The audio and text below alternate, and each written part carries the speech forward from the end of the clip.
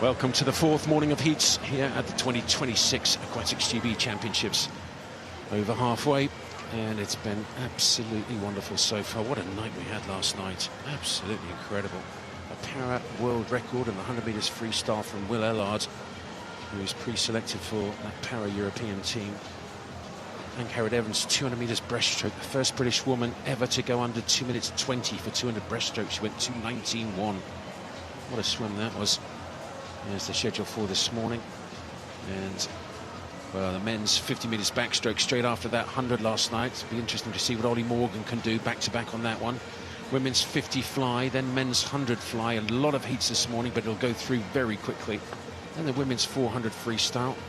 Freya Colbert back again after that brilliant British record she set on the 200 freestyle last night to win the gold and qualify for that Europeans team. And in the 200 medley, we've waited a long time for Duncan Scott, as we always do. His programme always seems to put him at the back of the week of swimming, but really looking forward to seeing his 200 IM, double Olympic silver medalist on that 2 IM. And then the final race is the women's 200 metres backstroke. Quite a wide open one, that one, actually. That's going to be interesting. But again, joined by Dan Jervis. It's easy for me to say. Morning, Dan. Bore da. Bore da, Andy. You're learning. Our Welsh lessons are working. Sitting next to somebody from Swansea. It's rubbing off. I'm enjoying it. I'm enjoying it a lot. I've got to say, I love that Welsh. It's very lyrical, isn't it? It's quite poetic. It's very sing-songy, that's for sure. It is sing-songy. Get some momentum going. I love it. I do love it. I do love it. What a night last night with those British records. Freya Colbert's 2-3 and Ankarad's 200 breaststroke. But Will Ellard's world record on the 100 freestyle. Wow. Oh, the atmosphere last night was electric, Andy. Well, it's coming thick and fast this morning. 8 heats of men's 50 metres backstroke to start with, and then 11 heats of the women's 50 fly, but they will go super quick. 6 events for you this morning. 15-year-old goes in lane 7. That's Charlie Phipps. Fastest seed in 4. Sean Smith of City of Sheffield. 5 juniors in this first heat. Of course, the competition is a selection meet for the European Championships, the European Juniors, and then each of the nations for the Commonwealth Games, England, Scotland, Wales, Northern Ireland. Great start up there in 2. 10 lanes used here, so lane 0 right at the top and lane 2 going very well. Edward Bell of Millfield. Really good first 30, 35 metres now. See if he can concentrate. Swimming straight in this pool, not particularly easy. He's gone from one side of the lane to the other, but he's done well. And he's won it. 26.92 off a 27.4. Half a second lifetime best on race 1. I mean, that's a good way to start day 4, isn't it? That was a fantastic swim from Edward Bell. It's not often you see someone have that much of a lead on a 50. And I love the attack as well. We're talking about swimming straight. A lot of backstrokers do look at the ceiling, but it's not easy at this Olympic pool, is it? No, this is a beautiful venue, of course, but the way the ceiling is, it is quite zigzag. Edward Bell taking the heat there in 26.92. Sean Smith in 2nd, and Finlay Mooney from Gloucester in 3rd.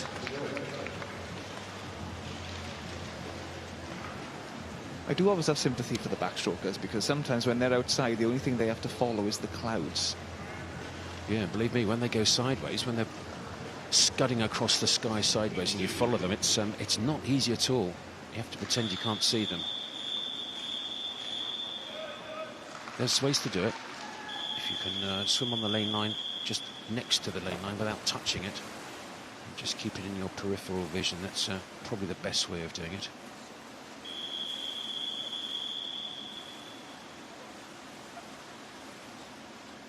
Los Angeles Olympics, I think in 2028. I just heard from John Bailey. Glass roof. That's interesting.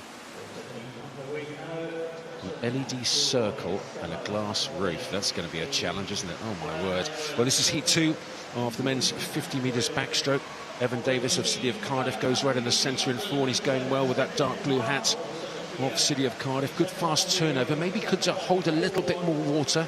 Get his hips up a little bit as well, but it's a good solid stroke. Turnover very good. 26.49 off a 27.2. So that's 8/10 of a second lifetime best for him. Second was Tom Gilroy. Third was Ronnie Edwards. So 4, then 1, then 6. Yes, there's the juniors in this event here. We'll be looking in 2 years' time to making that LA Olympics, of course. The 50 backstroke is now in the Olympic programme, and Evan Davis takes the win from City of Cardiff in 26.49. Tom Gilroy in second and Ronnie Edwards in third. Just 4 100 splitting second and third. Look at that. My word, it's close. Talking about the SoFi Stadium in Los Angeles, where the swimming will take place, what a stadium that will be. I think it's going to hold 40,000 spectators. Yeah, it's going to be so good. It really is. Can't wait. I hope I get the gig and I hope I get to go. That will be just fantastic. So, with 40,000 people in my brain thinking about going to Los Angeles for the Olympic Games in 2028, this is heat 3 of 8, and there's 5 juniors in this, and there's no reason why these juniors can't be thinking about LA 2028 at all. It really isn't. Joe Jennings of Leanders, the fastest seed, in 4. Jack Simpson in 5. Ollie Parry of Ramsbottom in 6. Sislet of Glasgow in 3. It's heat 3 of 8, almost halfway through already in this first event. First of 6 events this morning on day 4 at this 2026 Aquatics GB Championships. And lane 3's had a good start. Nikolai Sisnet of City of Glasgow swim team in 3. Also going well in 2. It's Cameron Jameson of Loughborough University. Now coming through in 4, Joe Jennings. Had a very good second 25. Took a little bit of time to get going on this 50, but he's won it, and he's won it well. 26.72, again off a 27.1. So a 4/10 lifetime best to win this heat 3 of the men's 50 backstroke. High stroke rate there from Luke Jennings for the whole 50. Now, what you don't want to just be spinning your arms, because if you just spin your arms, you're not catching the water and you'll be losing all your momentum. You want to obviously spin your arms quite quick, but you need to catch the water to propel you through the water, of course. Joe Jennings taking the win there. Cameron Jameson in second, and in third place, Benjamin Crossan at 26.91. Just 5 100s split in second and third there. Well, while you were just reading out those results, our leader John Bailey showed me a picture of the SoFi Stadium, and my goodness me, it looks exciting. It really does. I can't wait for that Los Angeles 28 Olympics. It hosted the 2022 Super Bowl. That's how big the stadium is. Yeah, it's very interesting as well. It's gonna host the opening ceremony on the first day. Normally swimming is the first week of the Olympics, but it's going to host the opening ceremony on the first day. Then they deconstruct the stadium from the opening ceremony, build a pool, I think 2 pools, and then oh, hello. Oh, I'm hearing that the pool will be built. A fake floor will be in for the opening ceremony. I tell you what, there's no flies on John Bailey. He knows what he's doing. A fake floor. So they'll raise it up. Pool will be in. No. Oh, it's going to be so exciting. I can't wait. Now I've really got excited. This is heat 4 of the men's 50 metres backstroke. Archie Tebbett of Colchester, right in the centre. The yellow hat going really well right at the top. There's Benedict McCarthy of Cardiff. Also going well in 6 is Connor Cherrington of Edinburgh. Goodness me, all over the floor here. Who's going to get the touch? It is Cherrington, 26.60. And his best time was 27.05. So 45 100s lifetime best. That's huge on a 50. Very good indeed. Lane 6 wins it. Lane 0 was second. That was Benedict McCarthy, and Archie Tebbett third. Connor Cherrington there. Great swim from him all the way through. A little bit of a glide in the end, so in the next time he does that 50 backstroke, I would definitely tell him to maybe count his strokes a little bit more and nail that finish.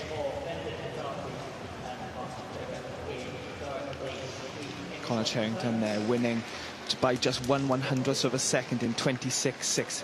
Benedict McCarthy in second. So that's over halfway through now. This is heat 5 of 8 of the men's 50 backstroke. The last of the uncycle seeded heats, and Oswestry Otters. Jack Burston goes in lane 4. Jensen Owen in 5. And again, there's 4 juniors in this. Harry Cook up there in lane 1 for Aberdeen Dolphins. He is just 16 years of age, lifetime best of 26.9, so just starting to get into the 26s on the seeds, even though every heat so far has been won in a 26.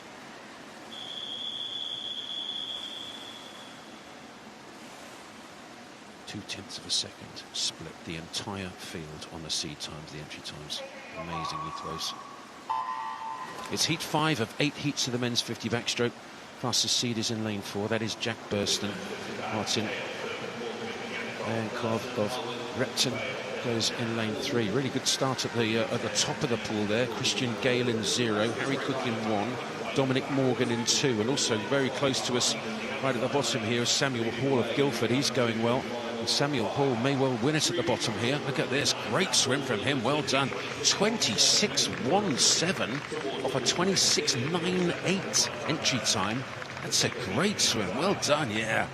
Blow that water, get your ears open, get your hats off, get back out there, go and have a shower, job done. Well done, sir. That was very good from lane 9. In theory, the slowest qualifier, and he's just gone 26.1. That just proves, Andy, if you've got a lane, you've got a chance. Samuel Hall in an end lane, winning in 26.17.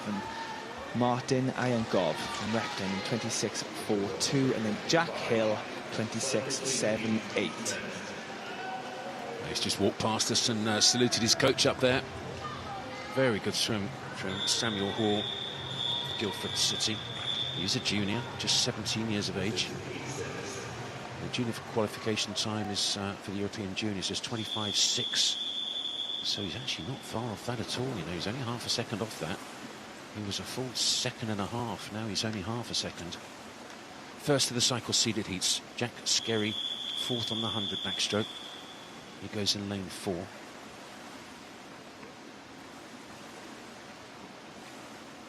They can do the European Championship qualification times here, and of course each of the home nations for the Commonwealth Games. And they'll be looking for at least one, if not 2 or 3 of those if they can here. And in lane number 7, we've got Toby Nakamura-Drew as the fastest ranked junior coming into this 50 metres backstroke. We'll have to see how he goes, but very good in the centre. Scary, so powerful, really fast turnover. Next to him is Jamie Ferguson of Aberdeen, just on that lane line, just hitting it a little bit, but Scary looks like he's leading. Scary get the touch, yes he does. 25.05, exactly on his lifetime best. 25.05, but that's really good. Very good indeed. So Scary wins it from 2nd, Jamie Ferguson, and Zach Dale of Repton 3rd. The power certainly accelerating into that finish, so important on the backstroke. Yeah, and we did see Jack Skerry last night in the 100-metre backstroke, so he's obviously prepared well for today. He's gone home last night after his swim. He's talked to the physio, he maybe had a bit of a massage, he worked on his nutrition and had a good night's sleep, because that was a very quick 50. He was 4th in the 100 backstroke last night.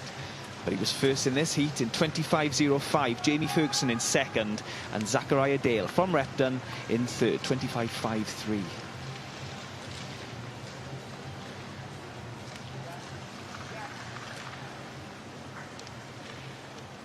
Second last heat. It's getting quick. 25.05 in the 3rd last heat.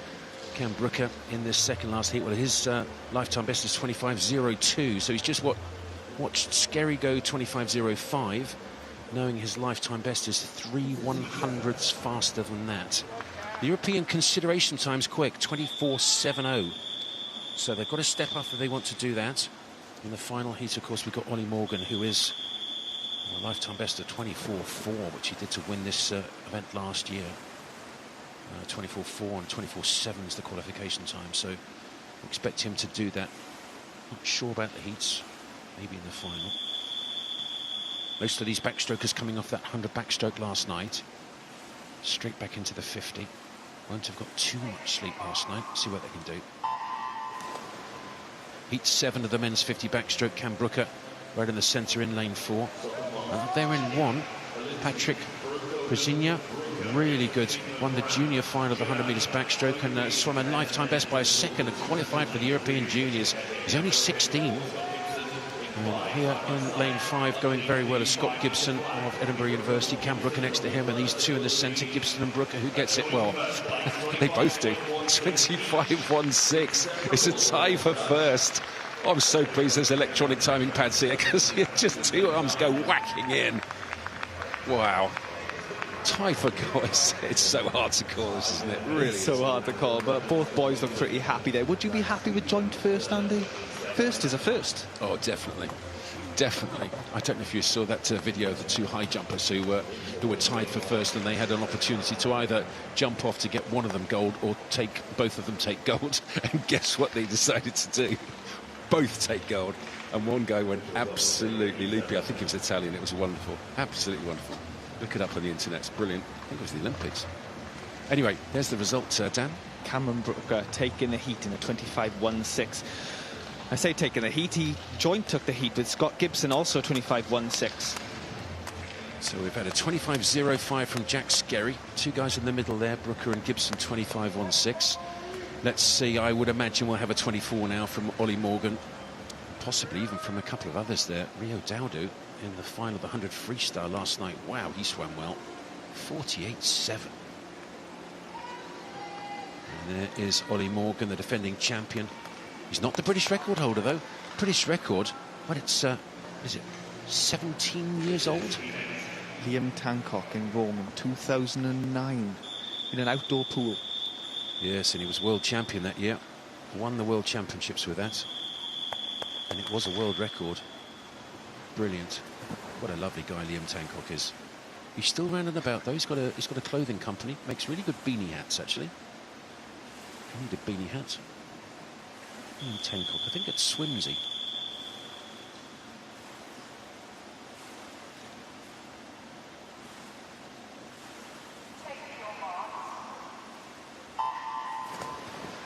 Other manufacturers, of course, are available, but this is the final heat of the men's 50 metres backstroke.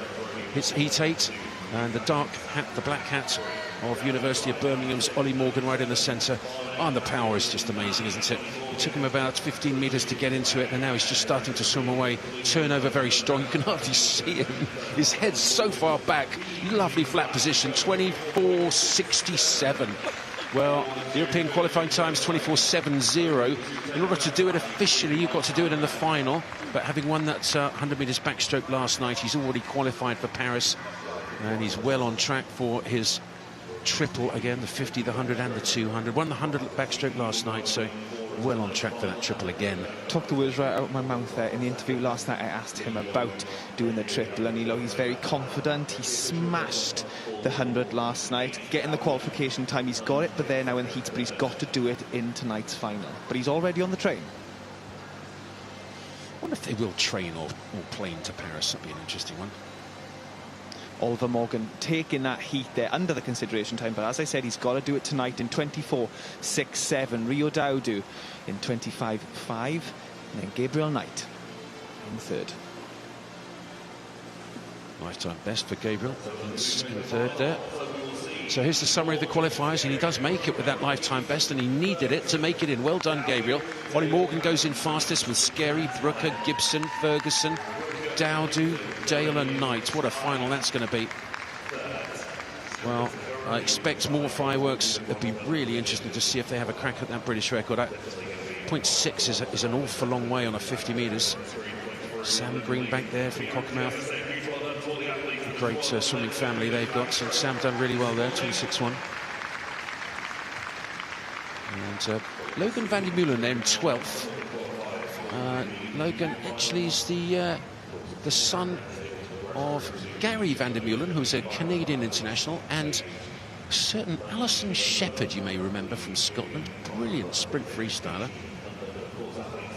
Yes, talk about Samuel Greenbank there, brother of our Olympic medalist, Luke Greenbank. I wonder if they sit around the dinner table and talk tactics. I wonder if Luke does give advice, or I wonder if Sam asks for the advice, or is it brother rivalry? Would be interesting, wouldn't it? I was just going to say you must be joking, but actually it might be true, mightn't it? I don't know. We'll ask him. We'll ask Luke.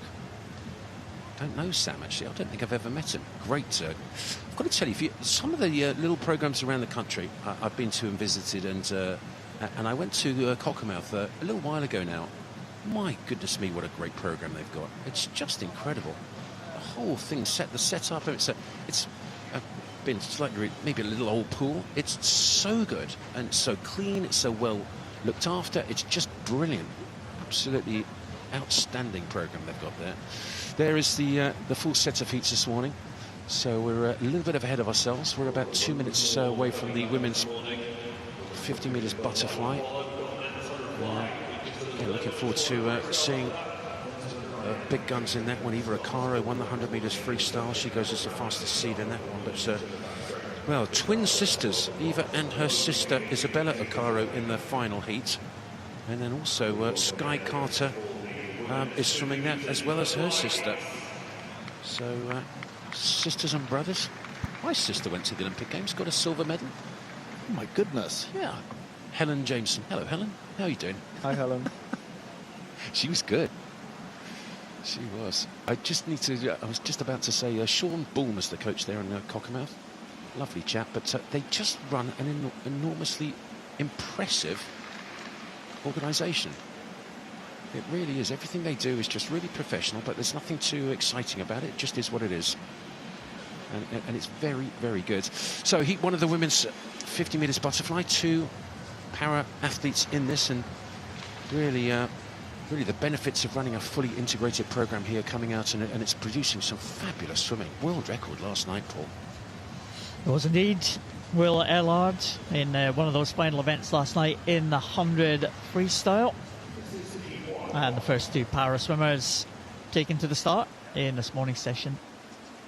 Nancy Jubb going in lane number 3 for Team Bath. Non-para swimmer in the middle is Amy Hempenstall from Guildford City, and the second para swimmer in this one, Iona Winifred from Tonbridge. Just 15 years of age. She always has her birthday around about British Trials time. We're a week later this year, so she had her 15th birthday last week. Iona Winifred, one of the real stars of para swimming in Great Britain. Amy Hempenstall off to a good start. You expect her to be at the head of the field. She has an entry time of 28.80.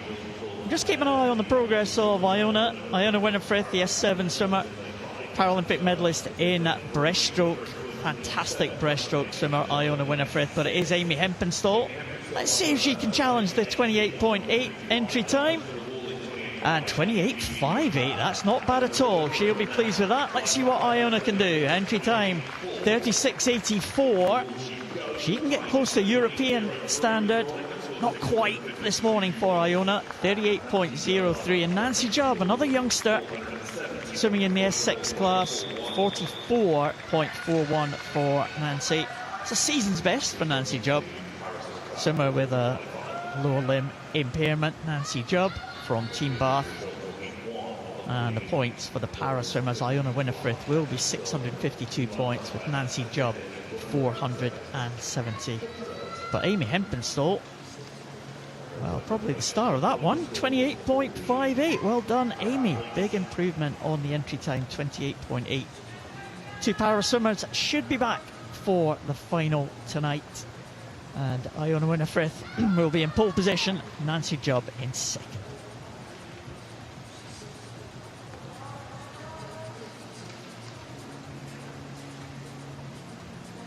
So now we go to heat 2 of 11 heats of this women's 50 fly. And well, again, a lot of these athletes will be starting to think about Olympic Games, maybe LA 2028, maybe even Brisbane 32. And well, I've just heard that the SoFi Arena, the first wave of release of tickets for the 2028 Olympics, are already fully sold out. That is going to be so much fun. 40,000 tickets there's going to be. The first wave of tickets just released and all sold out. Thank you, Caroline. Useful stats. This heat 2 of 11 heats of the women's 50 metres butterfly, and Amelia Fenner of Basildon and Phoenix comes from a fabulous swimming family, the Fenners there. She goes in lane 3. Honor Luckhurst of Preston Swimming Club in lane 4. That bright orange hat of Amelia Fenner going well. Also going well at the top there. There's Courtesy of Warrender Bath Club and Winstanley of Hereford up there in 0-1, and it's very close indeed down this last 5 metres. My word, it looks like it might be a Kiana Courtesy, is it? Yes, it is, right at the top there. Courtesy gets the touch, 28.49 from a 28.72 and a 28.76 from Winstanley and Fenner. Yeah, that was a strong swim from lane 0 from Kiana, from the Warrender Bath Swimming Club. They're having a pretty good meet. Seen a few swimmers from them so far this week. But she takes the win there in a 28.49. Well, one 100th of a second lifetime best for Courtesy and for Fenner. I haven't actually checked her Winstanley. How did she go? Lifetime best of 28.79. She's gone 7-2. Smashed it.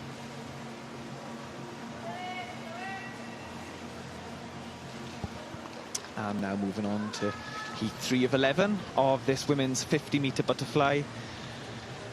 Kalela Smith from Aberdeen Swimming Club in lane 4, next to Anna Dunlop from Dumfries. It's like a Scottish heat. Certainly is.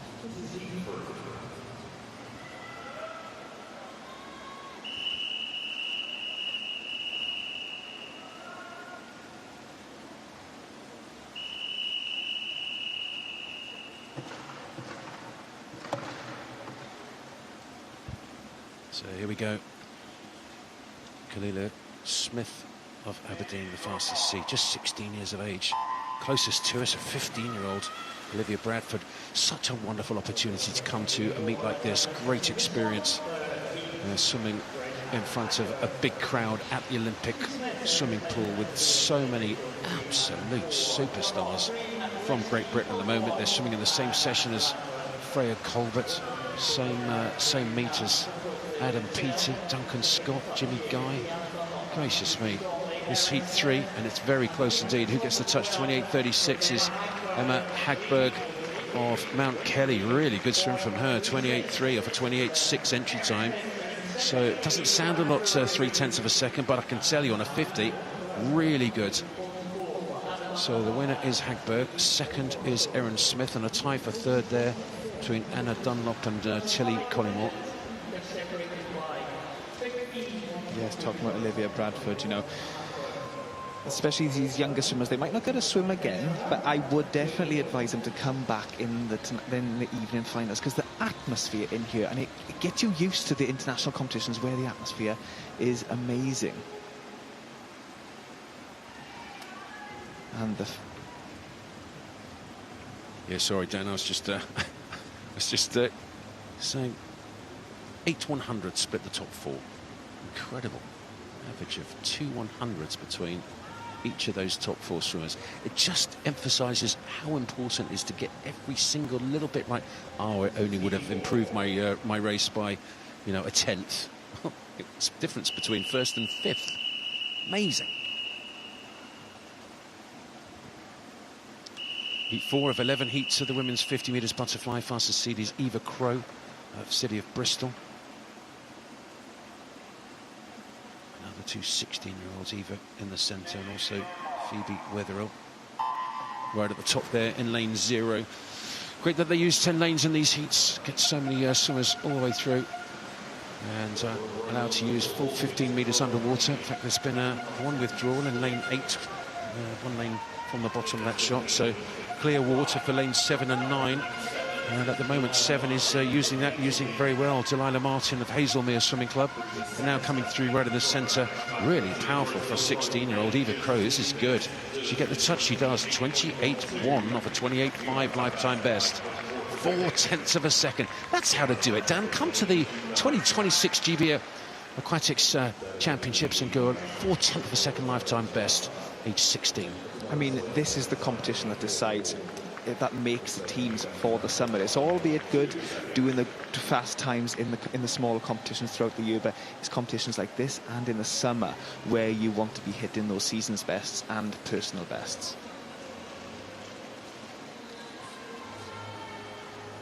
Coming from Daniel Jervis, Olympic finalist, men's 1500 metres freestyle. European junior champion in the 1500 free, I think. So he took it through from the juniors all the way through to the Olympic final. Commonwealth medalist on the 1500. So exciting to come to meet. Do you remember when you just first qualified for the national championships the very first time? I'm guessing you didn't win your first one. No, I qualified in my first national championships was 2012, 16.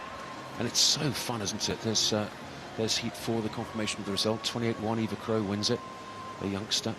But it's so exciting to come to a meet like this as a youngster, and you walk past Adam Peaty. I know. You actually walk past him. I remember Adam before he got his first gold. And, you know, even though he's an Olympic champion, he's all these things, he's still a great teammate. Yeah, and I love the way he's mentoring people now as well. I mean, fascinating that he's mentoring Philip Nowacki, who is starting to get pretty close to him. In fact, I think he beat him in Edinburgh, didn't he, in the Edinburgh meet very recently. It's great to see. He does talk about legacy a lot, Adam, what legacy he leaves, and he's certainly left legacy in terms of his world records, but to now start mentoring the next wave of champions is brilliant to see. So this is the 5th heat of the women's 50 metres butterfly. 14/100ths of a second split them on their entry times. 14/100ths. My word.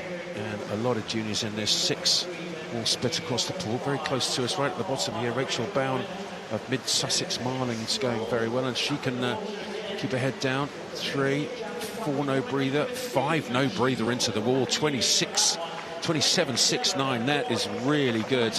27.69, well, that's a 0.8 of a second lifetime best to win Heat 5 of this women's 50 metres fly. Yeah, and the importance of holding your head down in that last 5 metres. You know, it's hard, these swimmers are out of breath, but it keeps you more streamlined, which means there's less drag on the water. Yes, it also means you use less energy to go up and down to get air, and you can use that energy to go forward, and look at that. Very good from Rachel. Really good. Mid-Sussex Marlin just walking past us now, actually looking at the board. She looks exhausted, but that's a great swim. And age 36. I'm sure she won't mind me saying. Age 36, she did a massive lifetime best to win Heat 5. Well done. Interesting stroke fly. You have to throw yourself out the water. It's the only one you have to do that. You were a fly master, Andy. You've got to be a special kind of human being to have a crack at flying and to master it. Dan, it's you know, it's one of those things where there's few who can do it properly. Well, you certainly done it properly, Andy. Olympic bronze medalist in Seoul, 1988. Yeah, that was great fun. Loved it.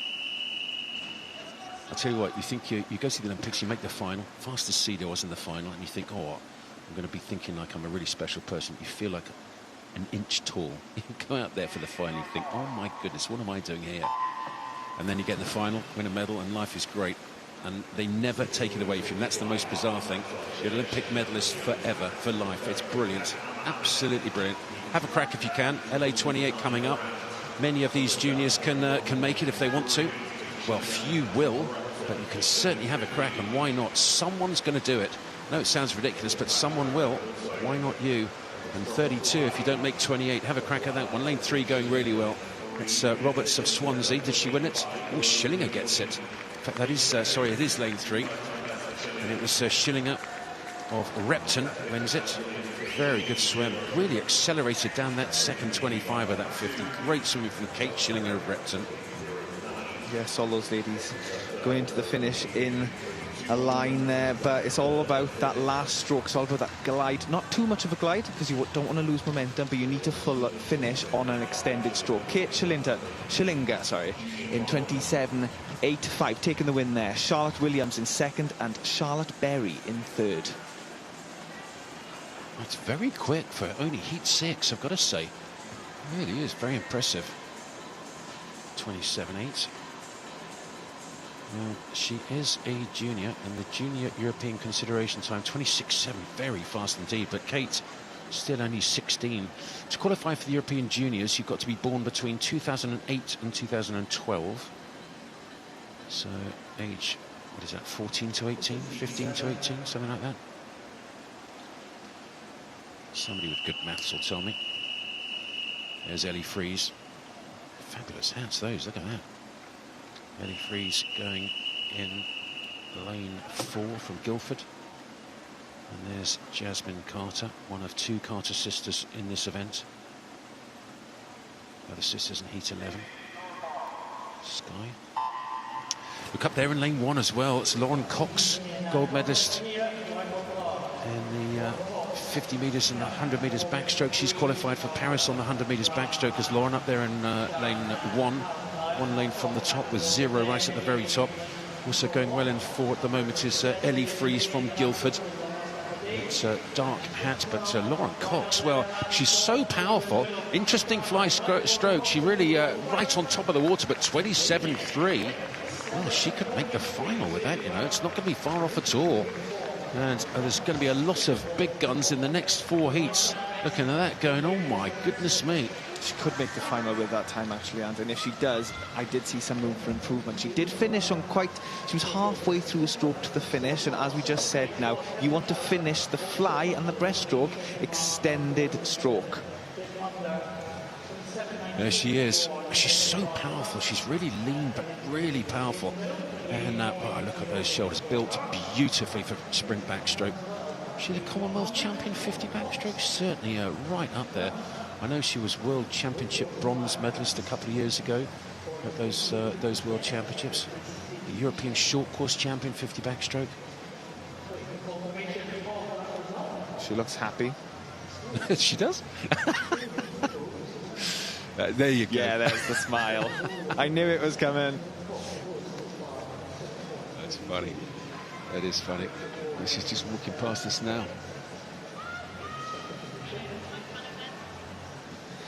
That's hilarious. Well, if we're lucky, she might come and have a quick chat with us. Very interesting to hear from Lauren on the fly. My goodness me.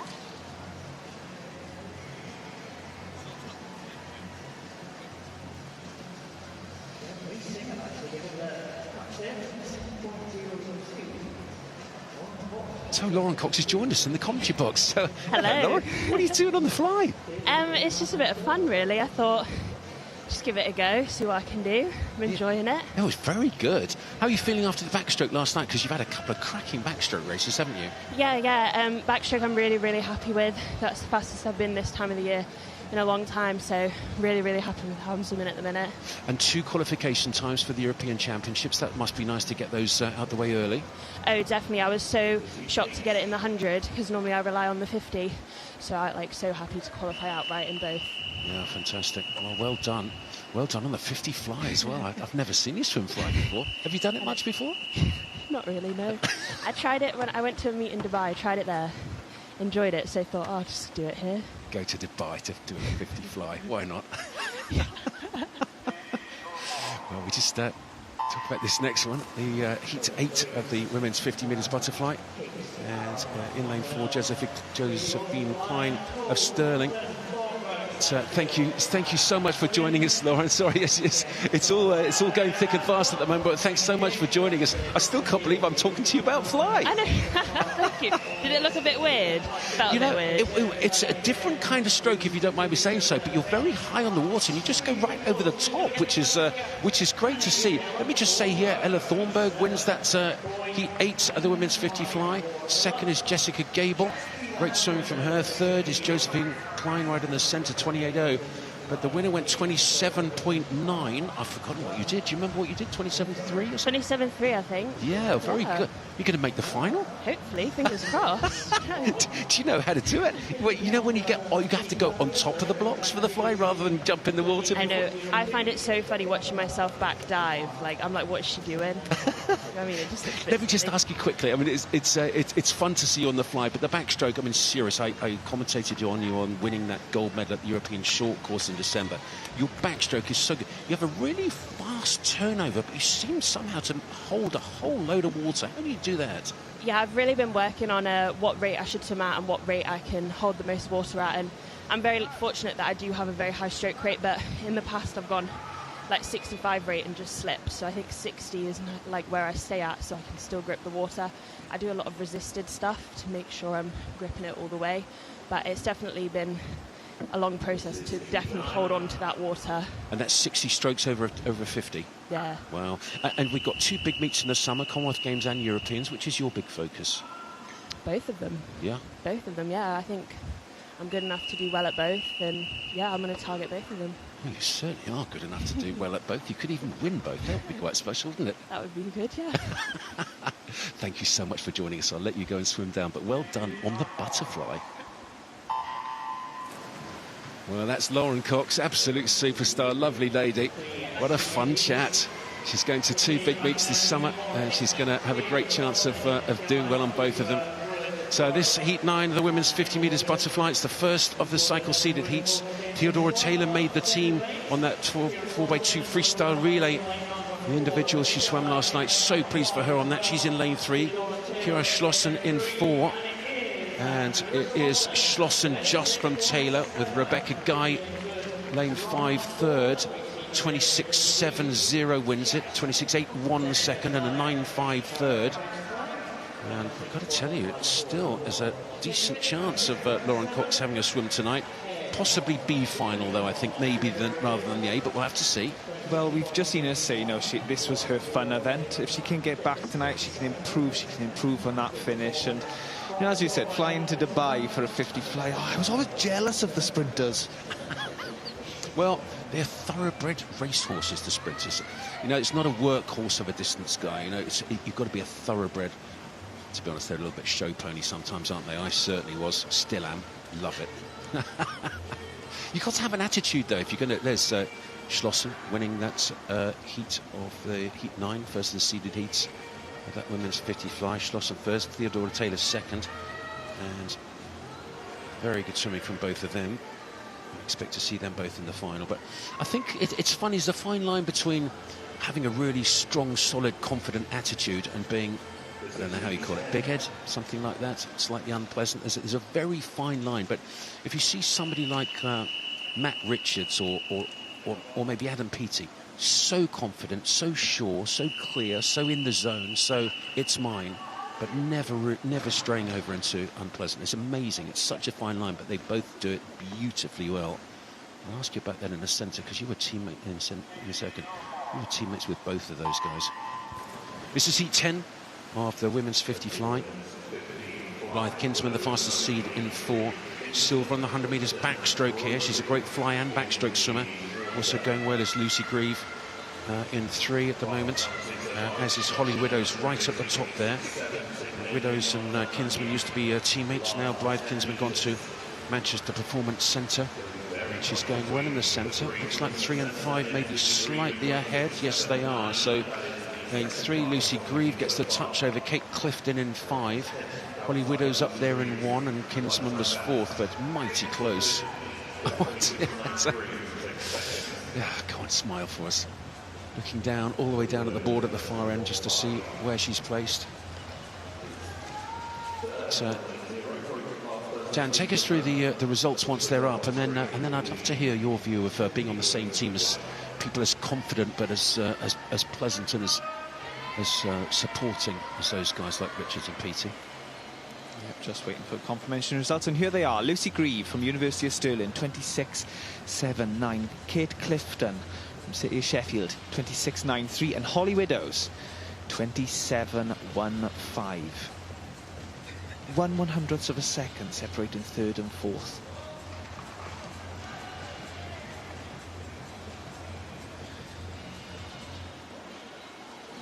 Well, we'll get to Mrs.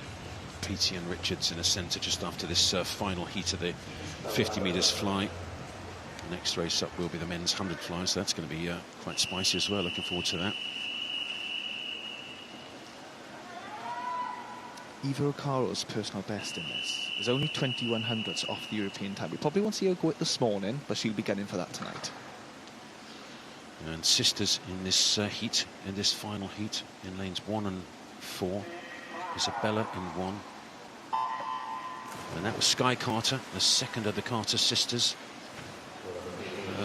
The sister went about 4 heats ago. So this is the final heat of the women's 50 metres butterfly, and Eva Akaro right in the centre. Won the 100 metres freestyle, I think from lane 7.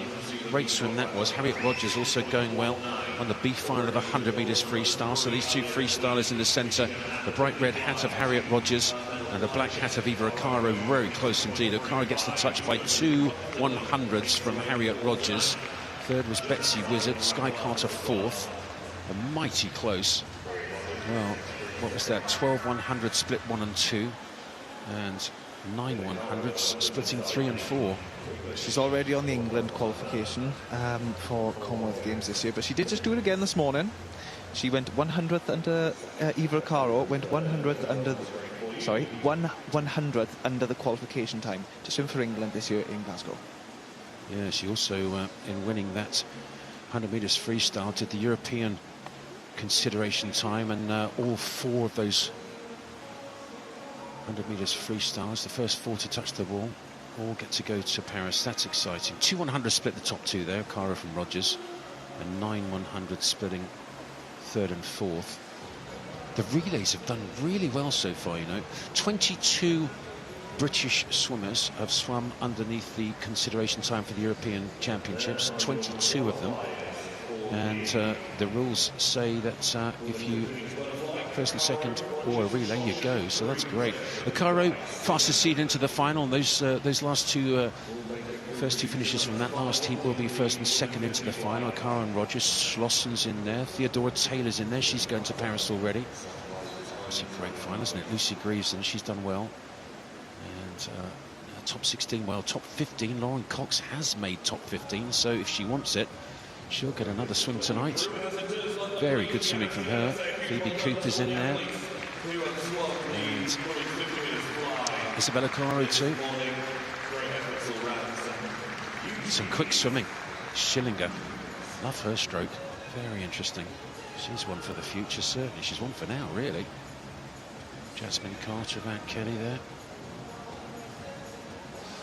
So, Dan, we were talking just a second ago, and I sort of a couple of false starts, but I'd love to know what it's like to be on a team with the characters, the confident characters like the Peaties and the Richards and the Duncan Scotts and those kind of guys, Jimmy Guy. I just see them as teammates, to be honest with you. You know, yes, they have a confidence about them, but so does everyone. You know, and Adam Peaty, yeah, he has a confidence, but he deserves it. Look what he's done, and he's definitely got an aura about him. You know, I was watching him on the sofa last night talking to Ashton. He's so chilled out. He's very media trained. You know, he's been in the media now for a long time in sport, and he's a great person to be on the team with. I'd love to have been on the team with those guys. I really would. Next race up is the men's 100 metres butterfly, and there's just, I think there were 2 entries. Oh no, that was the results of the 50 metres butterfly for women for the para athletes, and Iona Winifred, 652 points, was the faster of those 2. The higher point score of those 2, I should say. Next up is the men's 100 metres butterfly, and again joined by 5-time Paralympian Paul Noble, who will take us through the first couple of heats of this men's 100 fly. Yeah, thanks, Andy. Heat 1 of the 10 heats. It's para swimmers all the way in this one. Men's 100 fly, there'll be a para final. Most of the swimmers will be guaranteed a place in that top 8. I think there are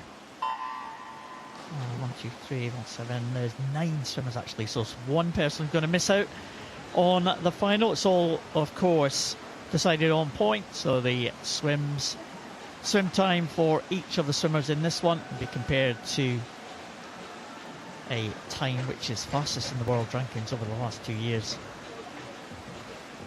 If you achieve that fast time in the world rankings, you'll achieve 1,000 points, and the higher number of points for all the swimmers will progress to that final. Jason van der Merwe, and University of East London, one of the S14 swimmers, big contingent of S14 swimmers, swimmer with an intellectual impairment. He goes in lane number 4, off to a good start. Empty time of just over the 1 minute mark for Jason. Another rising star. Just 17 years of age, Jason. Rowan Brennan in that orange cap of Basildon. He is in second position, but it is going to be Jason Mandamerwa into the wall. 717 points, Rowan Brennan. 629 points for Rowan. Just around about a second outside his best time, the World Championship medalist in the relay, Rowan Brennan. And Thomas Navarro-Barber in third position in 1:10.90 for the Portsmouth North Sea swimmer. So Jason van der Merwe, 1 minute .51, so .41 ahead of his own personal best. So lifetime best here at the British Championships. Can't do much better than that. Edging ever closer to that 1 minute mark. It'd be great to see if he could go under that 1 minute mark tonight. There's a result, 717 points for Jason. Rowan Brennan should be into the final with 629. So 546, Thomas Navarro-Barber might be in a little bit of trouble because there's some very strong swimmers to come. And here's the para swimmers in the outside lane. Harry Stewart and Mark Tomsett. Both of them swam yesterday. The other para swimmers on the other side of the pool, Jude Gunner and Stephen Clegg, and the non-para swimmers in the middle, Thomas Woofenden, Thomas Marshall, Vasconcelos Blanche, in number 5, and Isaac Dodds in lane number 6. So the non-para swimmers, expect them to be a little bit faster, although Stephen Clegg in the outside lane in lane number 8, the visually impaired swimmer, we'll see there. Stephen Clegg, the British record holder. And the record that Stephen Clegg holds, 56.75. He's just making his way back from injury, Stephen Clegg. He missed a year last year after 2 gold medals in the Paris Paralympics. Paul, we saw Stephen Clegg and Mark Tomsett last night in the 100 backstroke. They've already qualified for this summer's European teams. Is this a main focus for them?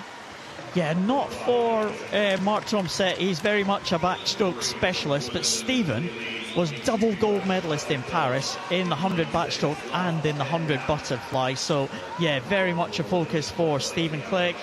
Non-para swimmers are going to hit the wall first. Isaac Dodds is going to be in 55 at .79. That's a great swim from him. Stephen Clegg just under the 1 minute mark. The S14s in the top of the picture there. They're under the 1 minute mark, but it is Stephen who will get the highest number of para points, 838 points for Stephen Clegg. Just over the 1 minute mark. Stephen, we spoke to Stephen yesterday after his swim in the 100 bat, Dan, and it's the light show is pretty impressive here at London Aquatics Centre, but he said he was having difficulties with the lights as a visually impaired swimmer. Slightly off kilter. There's Stephen Clegg at the top of the rankings there, 838 points. He should be safely into the final. Let's see if he can dip under the 1 minute mark. Mark Tomsett and Harry Stewart, they've also been on good form this week. I think that might be one of the only times that Harry Stewart's been under that 1 minute mark as well. So 2 more para swimmers to come in the later heats. But we're back to the non-para guys now in heat 3. Indeed we are. This is heat 3 of 10 heats of the men's 100 metres butterfly. And Toby Nakamura-Drew is in the 50 metres backstroke already. He's swum that today, or last night.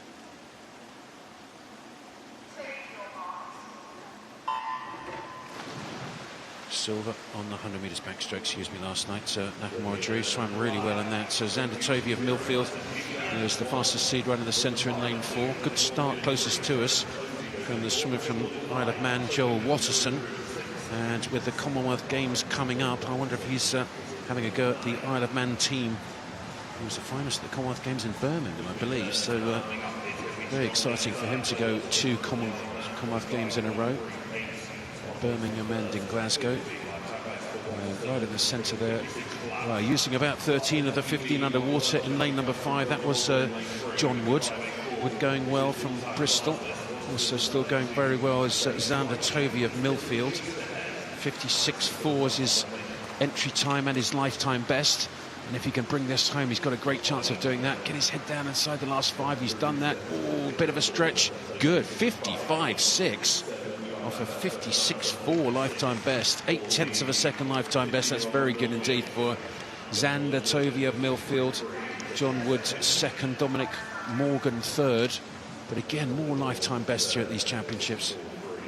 Especially in the morning. We talked yesterday about how good it is doing a personal best in the morning. You know, these athletes haven't long got up. When I say they haven't long got up, about 4 hours ago they got up.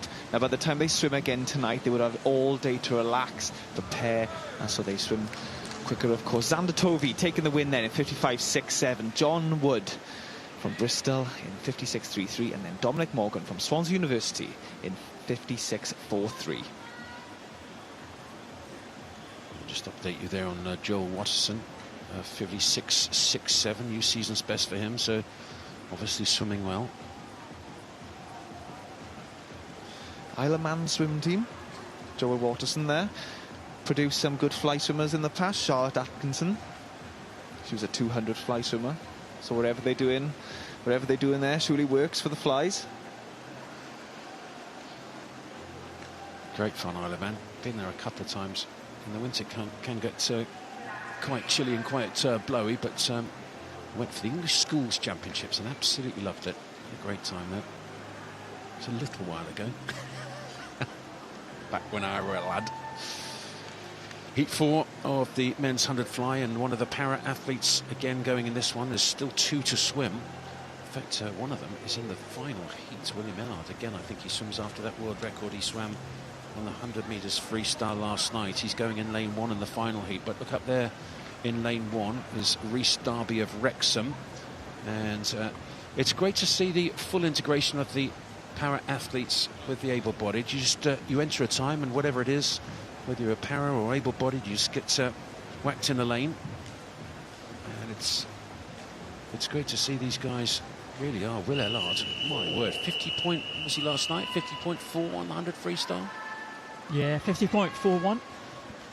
Few hundredths of a second inside his best, and that world record swim, incredible. Rhys Darby is a great individual medley swimmer, Paralympic and world medalist in the 200 IM. So very strong overall, the 4 strokes. He goes in lane 1. We'll keep an eye on him. It should be a big points total for Rhys Darby, you would think, with that red cap.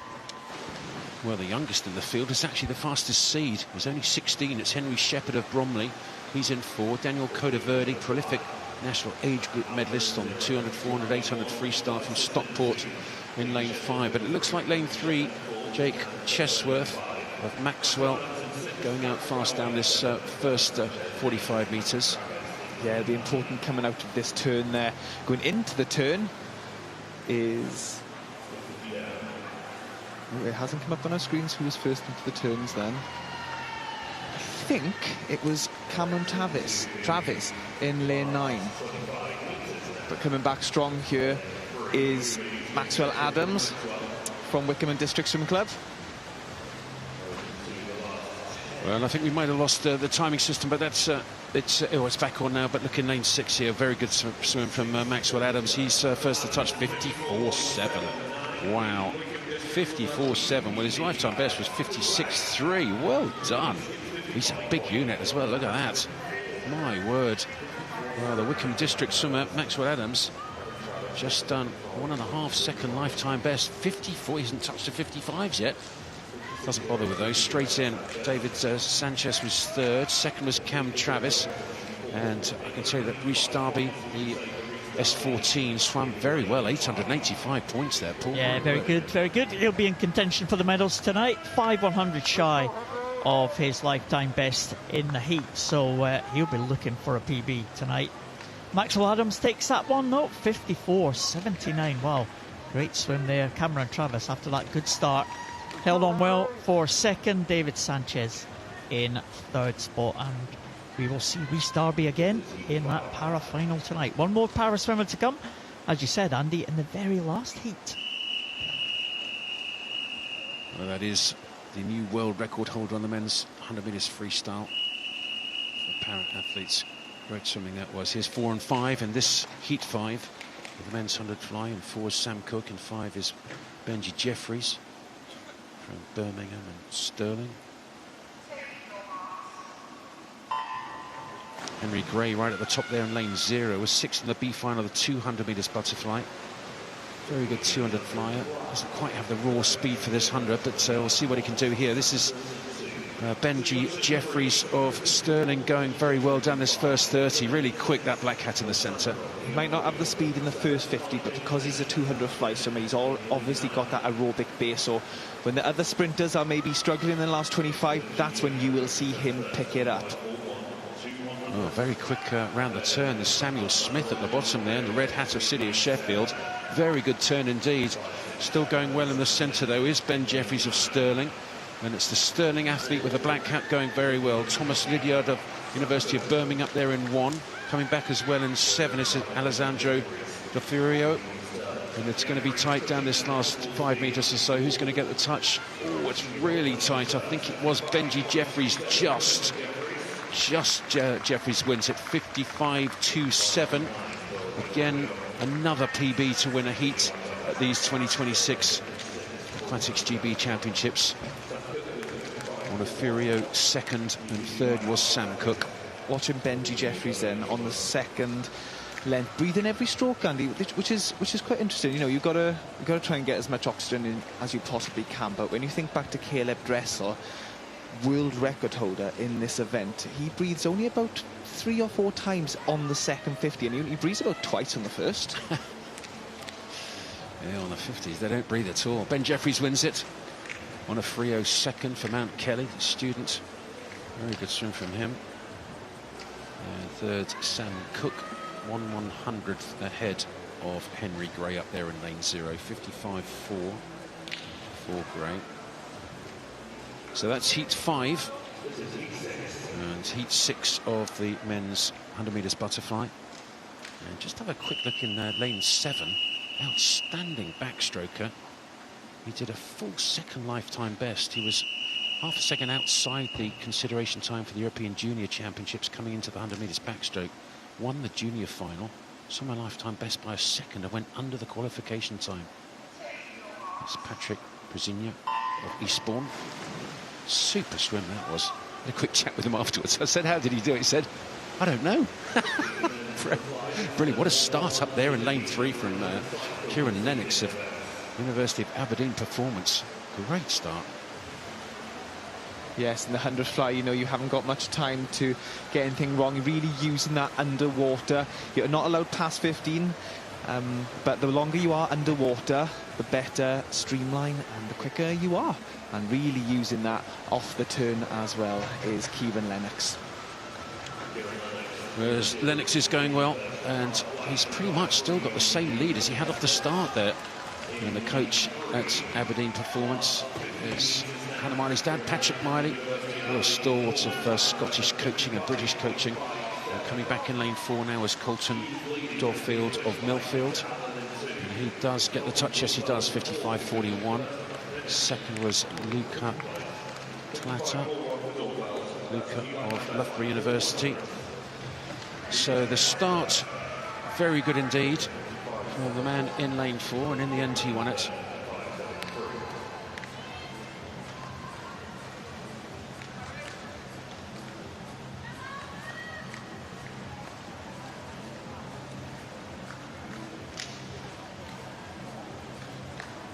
And here we have the confirmed results of heat 6 of 10. Colton Dorfield from Millfield in 55.41. Luca Plata 55.71, and then in 3rd Kieran Lennox 55.73.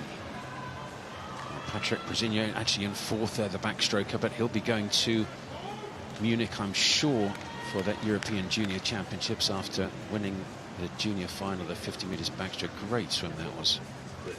This is heat 7. It's the last of the non-cycle seeded heats in this men's 100 fly. And we're rattling through this session this morning. There is Harry Chandler of Worcester, 2nd fastest into this last of the non-cycle seeded heats. The last 3 heats have got the top 30 in, but they're spread evenly around those last 3 heats. Heats 1 to this Heat 7 have got progressively quicker, and then 8, 9 and 10 they will evenly distribute the quickies all around, so you don't get all the fast guys in the last heat, and then most of those going through to the final as well. So Tom Parrott of Loughborough University going in 4, Harry Chandler in 5, Leo Pollock of Nottingham University in 6, Ethan Stubbs-Green of Millfield going 3. Bit of a glide there from Pollock in lane 6 going into the turn, but touched the wall first. He's looking strong, good underwaters.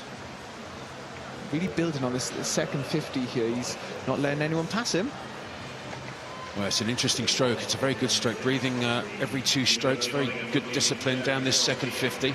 And he's swimming away as well. He looks pretty metronomic. This is good. Turn your head off and just keep on going.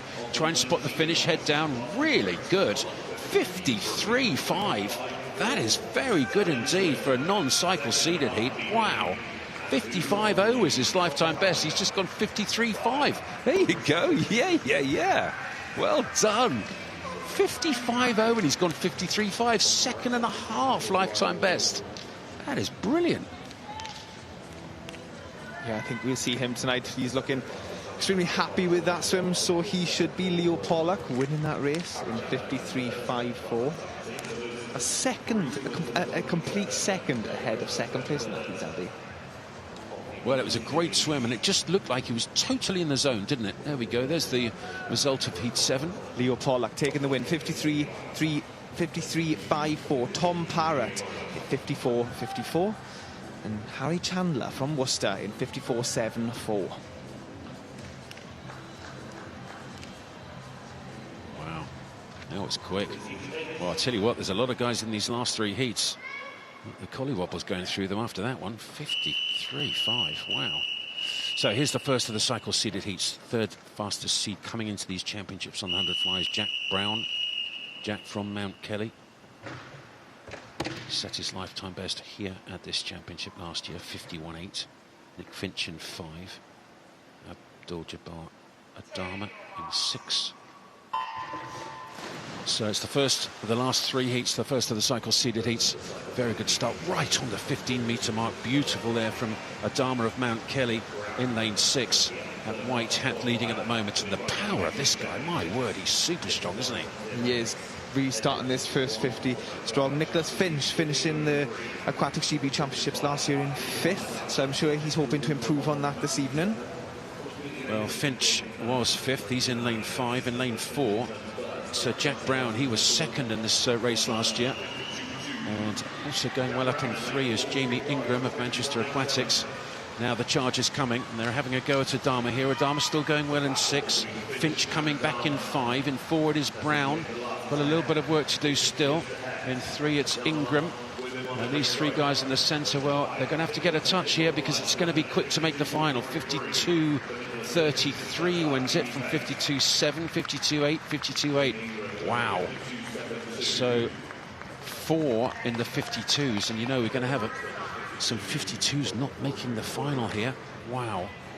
That was quick. There is Adama, really quick down that first 25, came 3rd in the end. I remember that last year in this event. I think last year was the 50. I think last year was the first time that 52 didn't make the final. Nicholas Finch leading that race there in 52.33. Jamie Ingram in 2nd, 52.72. And then Adama in 3rd place, 52.81. 4 people there going 52. And you can see just on the right-hand side of the screen, there's an E, which means that he's not of qualification for the British team. I think he's Nigerian, so I think and hope we'll see him at the Commonwealth Games representing Nigeria. But he won't be allowed to progress through to the finals. All welcome in the heats, but they want British swimmers at the British Championships, so give them the opportunity to qualify for the British teams. I think he got a medal at the World Junior Championships, did Adama. First ever for Nigeria. Right, Jacob Peters in the centre, what can he do? He was 3rd last year, he's in lane 4. Gammon in 5, he's very quick, he was 4th last year. And at the Olympic trials 2 years ago, Joe Litchfield in 3 won it, so that was a bit of a surprise. So Peters right in the centre, started well, very high arm position, full of tattoos he is. He's got quite a lot of body art, he really does. He's challenging Mr. Petey. Yeah, look at his underwater. They're really using the full 15 metres off the wall, going through the water like a pencil. He looks very good, very streamlined in the water, very strong above the water. Andy, you know all about that? I do, and interestingly, he breathes every single stroke, which is fascinating. Many flyers try and keep their head down and stay as flat as possible, but he's looking good here, breathing every stroke. Jacob Peters, 51.83 with a little bit of a glide you saw there at the end. A little bit of a glide there. I think when we see him again tonight, he'll be an improvement on that one, but great swim there from Jacob. Winning that heat in a 51.83. That is rapid for a morning. Well, the final was one in 51.80, and he's just gone 51.83. So it's right on where the gold medal was last time, and faster than he actually went himself. Jacob Peters, he went 51.9. He's just gone 51.83 in the heat. He's in great shape, isn't he? Gammon second, Litchfield third. Oh, I tell you what, 53.0 is a little bit dangerous with a big heat still to come. It really is. So the final heat of the men's 100 metres butterfly. Ed Mildred is the defending champion. He's the fastest seed. He goes in lane 4. And look up there in lane 1. There's William Ellard, the new world record holder for the S14s and the 100 metres freestyle. There he is. Black cat up there in lane 1. Yeah, it's very much a target event for Ellard as well. He is the world champion, Paralympic Games silver medalist, British record holder, so I'll keep an eye on his times as we go through this one. It's the final heat of the men's 100 metres butterfly, and they've got to go 52, and they've got to go as low as possible because there's been quite a few 52s already. And Ed Mildred right in the centre, good start, but possibly the best start coming from Lewis Fraser of Swansea. Yes, I've trained with Lewis for many years. He's a fantastic fly swimmer, he's a fantastic breaststroker, but he does go into this first turn in 24.06. Very close between him and Ed Mildred in lane 4. We have seen Ed do the 200 fly. Fantastic 200 fly swimmer. Going to come back strong in this last length. Well, he's going well. Starting to come through now, though, is Mildred. Brilliant 200 fly, qualified for that European Championship team. Very nearly won the 2 fly. Duncan Scott found a way, as the greats do. Just came back right at the end and won the gold. But this is quick. Is he going to go 51? With 51.54. That's very good. Lifetime best of 51.36. So that's, what, 16, 18, 100, something like that outside of his lifetime best. That's very good indeed. It really is. So Mildred wins it. Lewis Fraser second. Josh Curlew third. And I can tell you that William Ellard, well, he scored 904 para points. It's a good swim, 56.02. It's a new season's best for him, but just outside of the of his lifetime best. Yeah, British record 54.32. So Ellard maybe feeling that swim a little bit from last night, but he would be back comfortably into that final. 904 points for the world champion in the S14 classification. 56.02. He didn't go out as fast as they thought he might do, but he'll be back tonight. So there we go. That's the result of that final heat, and I'm joined by Jacob Peters, and fantastic to have him in the commentary box. And Jacob, well, we're just about to see the qualifiers for that final come up in a second here on your screen. Let's have a quick look and see where you are, and I think you'll find yourself right in the centre lane. So look at that, 51.8. You happy with that swim? Yeah, no, it's my first race so far this championship, so good to get off and going well. Wanted to do something strong this morning just to kind of give myself confidence for the rest of the meet, and I've done that, so it's all about preparing for tonight now. And last year you were third in 51.9. You've just gone 51.8 in the heats in the morning. What's that about? That's quick. Yeah, I'm happy with that. I think last year I went slower in the finals I did in the morning. So I think that's one thing I want to kind of get right this time, is go a bit faster tonight. If I can get down to 51 mids, I'll be happy.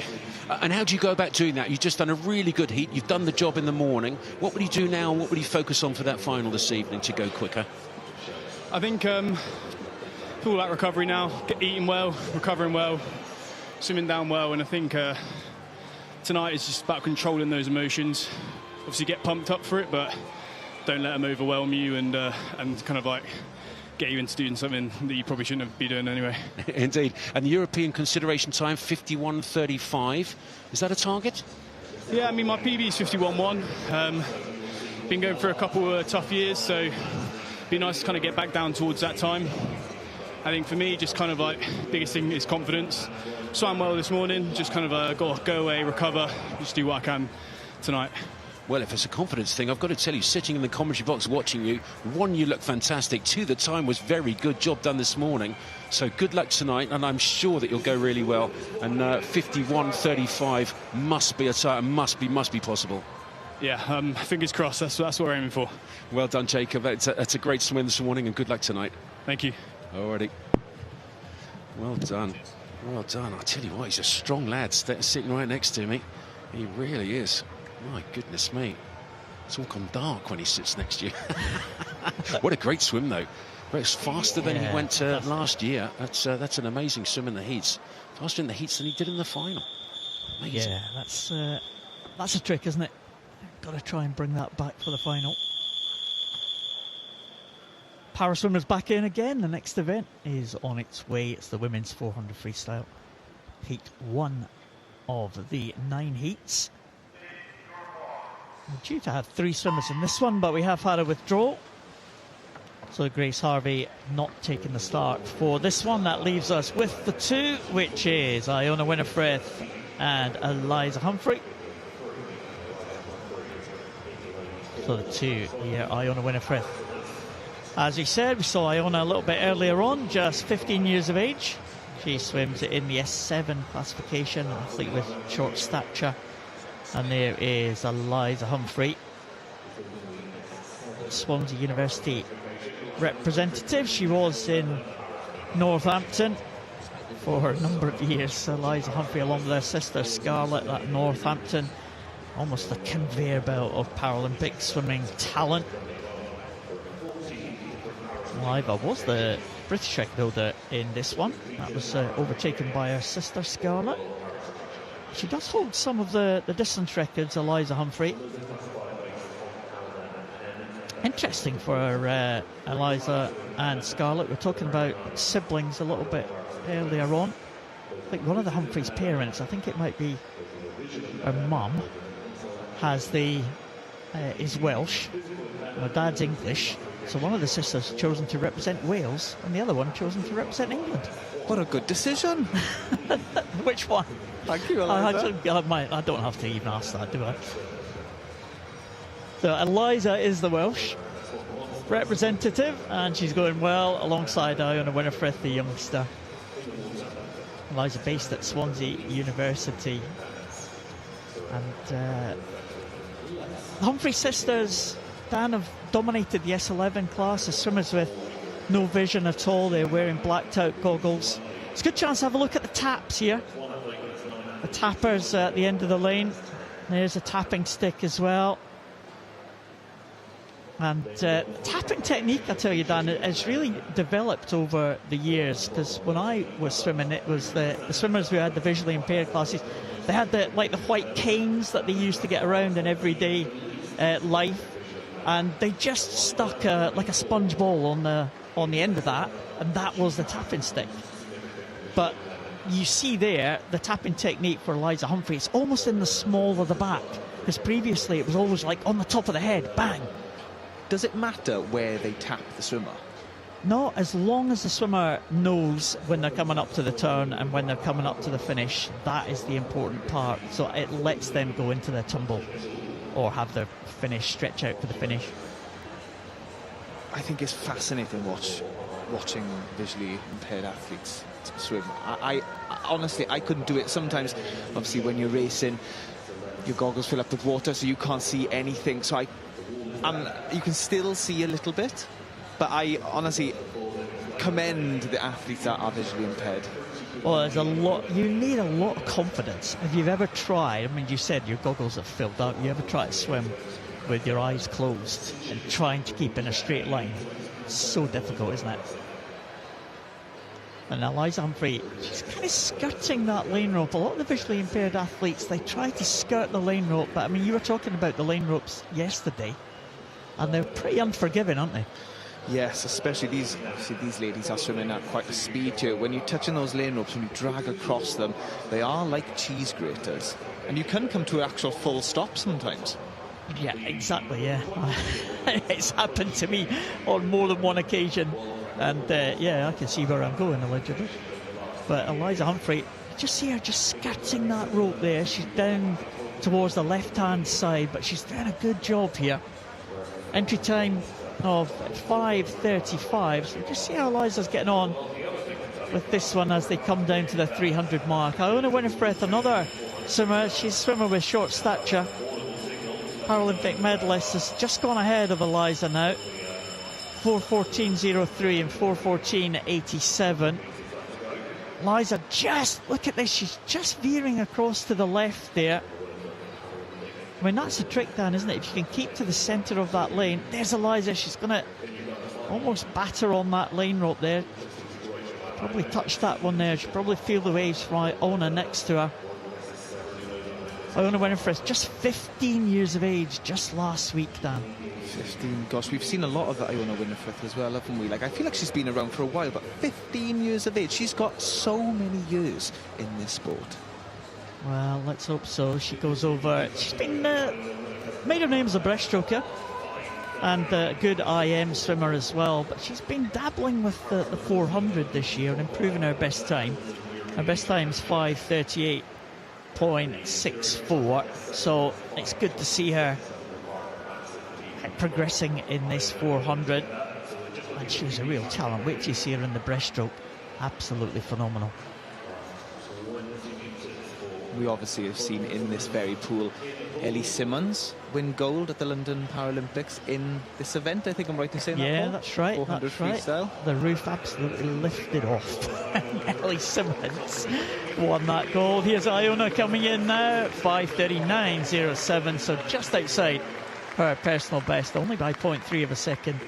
And Eliza Humphrey a couple of seconds outside her entry time as well. So 5:39 is 635 points for Iona and 671 points for Eliza. So that's the target for the heats to come. Again, top 8 will progress to that para final. Not enough swimmers to have a B final, so important to be in that top 8. Yeah, Ellie is, I think she's due to be here at the weekend, I think. Tomorrow, I think? Yes, I think so. I think we will be joined by Ellie at some point, in the commentary box. What an amazing person Ellie is. She's exactly the same. The Ellie that you see on television is the Ellie that you see in real life. Absolutely, yeah. I mean, she's a real kind of superstar. She's one of these ones that's almost kind of transcended the sport now, isn't she? She's become a real personality. She has. When I first moved to Swansea in 2012, Ellie trained under Billy Pye. Yeah, right, okay. And obviously she'd already swum and won gold at the Beijing Olympics in 2008. And I remember seeing her for the first time and I was like, oh my goodness, that's Ellie Simmonds. But she was lovely. Well, when she commentated here with us 2 years ago, try walking through Westfield Shopping Centre with Ellie sitting next to Ellie Simmonds. My goodness, it took ages. I wonder if she likes that. I would have thought she does, because she's such an inspiration to people. I mean, there's a result. Sorry for this one. Iona taking the touch in terms of time. Eliza has it in terms of points. Yeah, I mean, I think it must get a bit wearing, but she's always super nice to everyone. People stopping her for photographs, people saying hello, and, you know, she doesn't let herself down. She replies to everyone, she says hello. She might say, oh, I'm in a hurry, sorry, but she is absolutely fantastic. And as you said, Dan, exactly the same as you see her on TV. There's the next heat number 2, para swimmers all the way. Scarlett Humphrey goes in lane number 8. We saw her sister a little bit earlier on there in that previous heat. Full lineup. Stephanie Booth goes up there in lane number 0, Borough of Kirklees. Another one with a sibling who was a Paralympic swimmer, Johnny Booth. represented Great Britain in Rio in 2016. Rebecca Hardy-Bishop is the British record holder in this S11 class in 5:14.33. So Rebecca Hardy-Bishop, one to watch out for, see if she can improve that British record time. One of the few records not held by this Humphreys sister. Rebecca Hardy-Bishop representing Crawley. Again, you see her with the tap there. She's behind Scarlett Humphrey on the other end of the pool at this stage. Isabella Haynes from Swim Bournemouth, the 18-year-old, one of the younger swimmers in this field. She's another improving swimmer, Isabella. Speaking to her yesterday, she had an up and down week, hoping to do well in the later part of the week. Some good performances, some not so good, she said, but yeah, good to see her still improving. Brooklyn Hale from Cockermouth. Andy and I spoke to her a couple of days ago. She's looking forward to the season ahead. Very good freestyler, Brooklyn Hale. Also watch out for her in the individual medley. Alice Tye, the great Alice Tye, goes in lane number 4. Just in the top of those 2 yellow marked lanes. Well, what can you say about Alice Tye? Absolutely incredible record that she has over the years. She is the world champion in this one in the S8 classification. Again, we're talking about the documentary that Alice Tye has done, her decision to have an amputation on her leg. She's come back strongly after that, performing in Paris in 2024. 2 gold medals in Paris and a silver medal in this, the 400 freestyle. 4 gold medals in the World Championships last year. So we're looking forward to Alice to see what she can do in this 400. Should qualify comfortably, might not have to work too hard in this heat. Brock Whiston next to her, just on the edge of the shot there in lane number 5. Brock, again, another great record that she's got. Gold medalist last year at the World Championships in the individual medley. Silver medalist in this one behind Alice Tye. Brock now swimming in the S9 class. So this year she's been moved up to S9 from S8. Amber Haycott from Northampton. Spoke about the Northampton conveyor belt of Paralympic swimming talent a little bit earlier on. And Amber, 19-year-old, went to European Championships, made the final in this 400 free. She swims in the S10 class, swimmer with a minimal physical impairment. She's just behind Alice Tye there as they go through to the 250 mark. Olivia Patterson, youngest in the field, just 14 years of age. University of Aberdeen performance, swims in the S10 classification. Again, another one of these rising stars. Looking forward to seeing what she can do in the future. And Scarlett Humphrey, just out of shot, is in the outside lane. We spoke about Scarlett a little bit earlier on. As I take the bell, Alice Tye will lead them home on this final 100. 3:44. Just with that lead over Amber Haycott. Of course, all about the points. And Alice Tye, well, what an incredible record that she has got over the years. She swam here in the World Championships were held right here in London in 2019, and she swept the board. 7 gold medals in 1 week for Alice Tye. One of the best World Championship performances of all time for any swimmer. She looks in decent shape, you know, Alice. She had a good World Championships last year. 4 gold medals. She won the gold medal in this one. She won the 100 back. She won that 100 metres butterfly and the 100 freestyle as well. And also took silver in the medley relay. Great Britain team. Excellent to see them have a presence in the mixed medley relay, and Alice very much an integral part of that one. Let's see what Alice can do here. She's into the wall just over the 5-minute mark, but it will be a big points total, 8.66 for Alice Ty. Brooklyn Hale with a good swim from Brooklyn Hale. 5:04.94, just shy of her best time. Let's have a look at Rebecca Hardy-Bishop here. 5:23 for Rebecca Hardy-Bishop. That's a decent point score as well. 785 points for her, so she's ahead of Scarlett Humphrey, who comes in at 7:30. But that looked very comfortable for Alice Ty. Entry time of 4:59. And she's gone at 5:01. Brooklyn Hale and Amber Haycock were next to the wall. Brooklyn Hale, in fact, Rebecca Hardy-Bishop will be next in terms of points. And Brooklyn Hale, that 15-year-old from Cockermouth. And they spoke about them a little bit earlier on, and the Brooklyn Hale certainly delivering. Alice Ty took that one, and she will progress to that para-final. One more para-swimmer to come in the next heat, and that's a British record holder, Faye Rogers. Alice, of course, has swept aboard in a number of events. Great backstroke, a great sprint freestyler and distance freestyler, as we've seen, but she doesn't hold the British record in this one. It's unusual. 4:45 British record held by Heather Fredrickson, another one of these long-standing para records. A lot of old records here as we get the result of the heat. Alice Ty will be top in terms of time and in terms of points. 866 points for Alice. 785 for Rebecca Hardy-Bishop in second, and Brooklyn Hale in third position.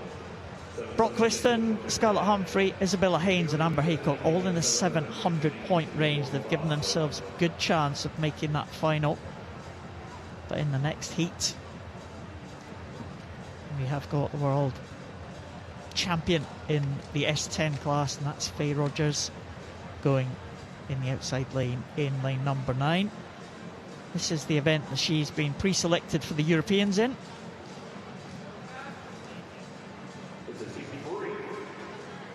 I make it 14 swimmers already have made those European qualification standards. There's the lineup for this one. Kazia Martin, Kate Roberts,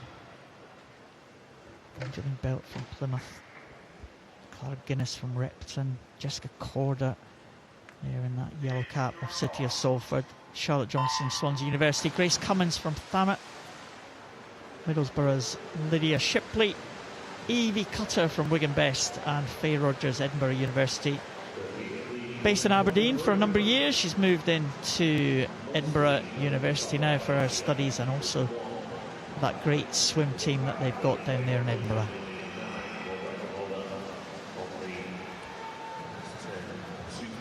We'll just check the progress for Faye Rogers as she goes through, but it's Grace Cummings from Thanet first to the wall, 30.08. Entry times in this one, Dan, they're around about the mid 4:30s, just under 4:30, 4:28 down to Faye Rogers, the slowest in 4:32. Yes, Jess Corder in lane 4 goes into this heat with the fastest personal best. You know, she'd done that this year, it's her season's best as well, and she'd be looking to improve that maybe this morning, hopefully, and but definitely this evening. But Faye Rogers, Paul, last year she was my swimmer of the meet. Yeah, we talked about it earlier. There's a little records board, isn't there, that they're keeping here for the records broken at the British Championships, and there's 2 full sides of the records board, and last year Faye Rogers must have about half a dozen entries. It's the Faye Rogers record board, really, isn't it? Yes, that's right.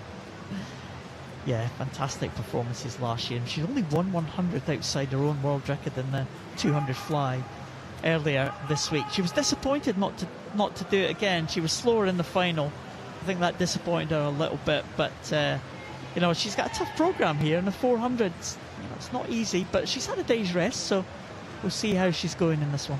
She's a very versatile swimmer, very versatile athlete. 200 fly, second, but did you say 0.01 off her world Yeah, record? 1/100. She's got an arm impairment there. You just see the close-up there of Faye Rogers. I mean, she was someone who came to the Olympic trials as an able-bodied swimmer back in 2021. She had an accident. I think it was the day she was due to go to university. She had a car accident, and that's left her with a permanent impairment in her arm. And she's come back in, I think it was 2022, I think. She was classified as a para swimmer. Went to the World Champs in 2023, claimed a gold medal in the 100 fly. What a resilient athlete.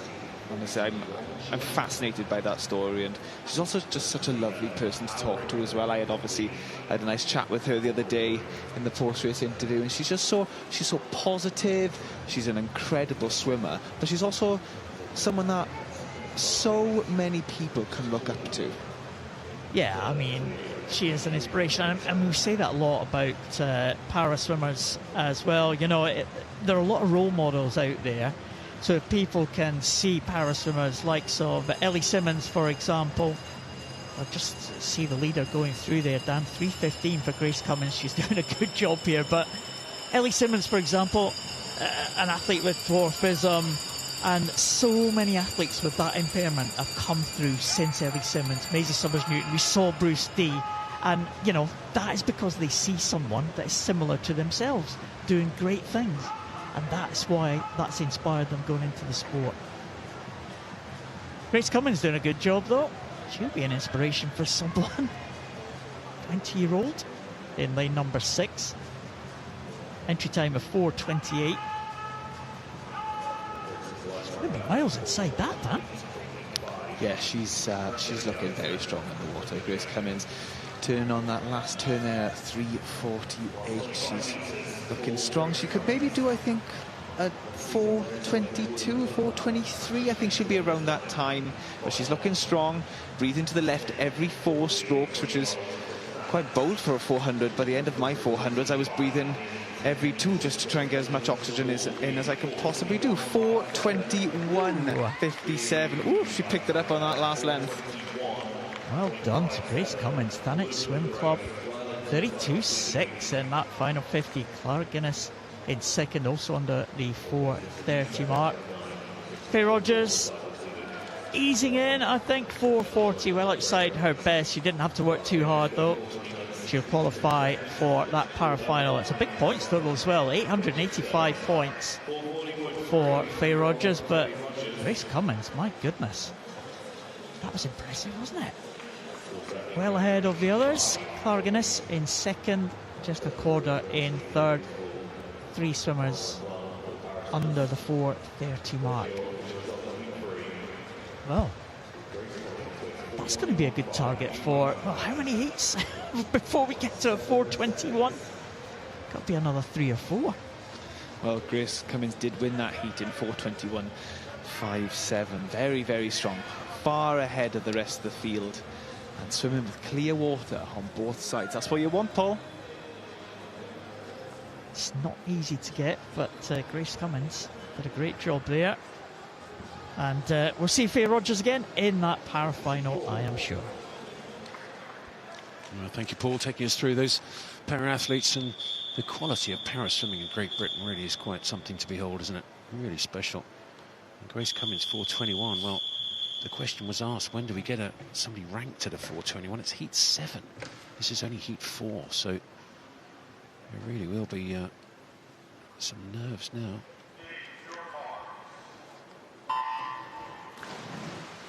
When you're in one of these heats and you see somebody in an early heat go super quick, it's well, it always used to scare me quite considerably. And fires used to fire me up. What sort of effect did it have on you if somebody went super quick in an early heat? Well, it's quite hard not to know that someone in the heat before you has done a fantastic time, because the boards are everywhere in these major international competitions. Like in London, the board is right in front of you when you walk out, so you can, it's pretty obvious what the person has done. But I always used to try and distract myself. I didn't like to know how the person done in the heat before me, because it can influence you. And sometimes, like me, it used to make me panic a little bit. Surely not. That's interesting. I panic. No, come on, Dan. That can't be right. Surely. Really? Does it not fire you up? You look at it and you go, "Cool. If he's going that time, I can go even faster because I'm faster than him." Did you not think that? Well, I think it's all about how confident you are going into the competition. No. I think if I was going into the competition very confident, being like, right, this is mine, this gold's mine, and I saw someone go a fast time, I think to myself, right, let's go. Do you know, competition. But if I had a little bit of a doubt in my head, maybe I hadn't had the best run up to a competition, and I saw the person in front of me or the person in the heat before me swim a rapid time, it would make me doubt myself, or it would increase the doubt that I had already. But you know, the top athletes in the world are the people that can control that better. That's fascinating. Maybe that's the difference between a distance guy and a sprinter, because I think if you're a sprinter, well, certainly I used to go and you go, well, whatever you do, I will go a little bit faster. A little bit faster. Thank you very much. That's a very good swim. I'm going to go faster than that because I'm in a faster heat and I'm faster than you, so I'm going to go faster. That's interesting, isn't it? I wonder if that's a distance sprint thing or if it's just I'm slightly weird. Possibly a bit of both. Possibly. Don't answer that one. I think going into a distance event is quite daunting as it is. Yeah, it certainly is. Well, we'll just have a quick look here at the splits at the halfway. That's the previous one. Grace Cummins, very quick. She was 2:08.5, is super fast. There, the split for the leader, I think, was 2:11, so a little bit slower than the previous heat, but still very good. And she can go well here off that 2:11 and leading well up there in lane 6. It's Freya Gordon of Hazelmere Swimming Club. Also going well up there in lane 2. It's Alice Lowe of City of Leicester. And these two very close indeed. Just 0.3 of a second between the first two. In fact, less than that, 0.1 between the first two. That's Freya Gordon in lane 6 and Amelie Stevenson of Southampton in 8. So 6 and 8 with the first to turn at that last turn. That was the 250. And 100 metres to go coming up now down in this heat of the 400 freestyle. When you did your 400, you starting to get excited right now coming into the 300 turn? Yes, so the way I swam my 400 was not too different to how I swam my 15. The first 100 would finish itself, basically. You know, the adrenaline would get you through that. The second 100 I would start to build. The third 100 I used to attack. Because the 400 is an event where the 102, not so much the 100, but the 200 swimmers work up to the 400, and then the 1500 and 800 step down to the 400. So it's very much a mix in the middle. So you'll see the sprinters go out hard and try to hold on, and then you'll see the distance swimmers have to push a little bit harder in the beginning, but they know they can rely on their aerobic base at the end of the swim. Yeah, it's interesting, isn't it? And then you see somebody like Jimmy Guy and you've no idea how he's going to swim it, but what you do know, he's going to leave absolutely everything in the pool. I love watching him do his 400s. Try being in the same race as him doing a 400. Well, try being in the commentary box and guessing how he's going to do it. Never get it right. I don't, but he does. He won the gold on that 400 here. Brilliant swim, 3:44 flat, I think it was. European consideration time. This is very good from lane 6, Freya Gordon of Hazelmere.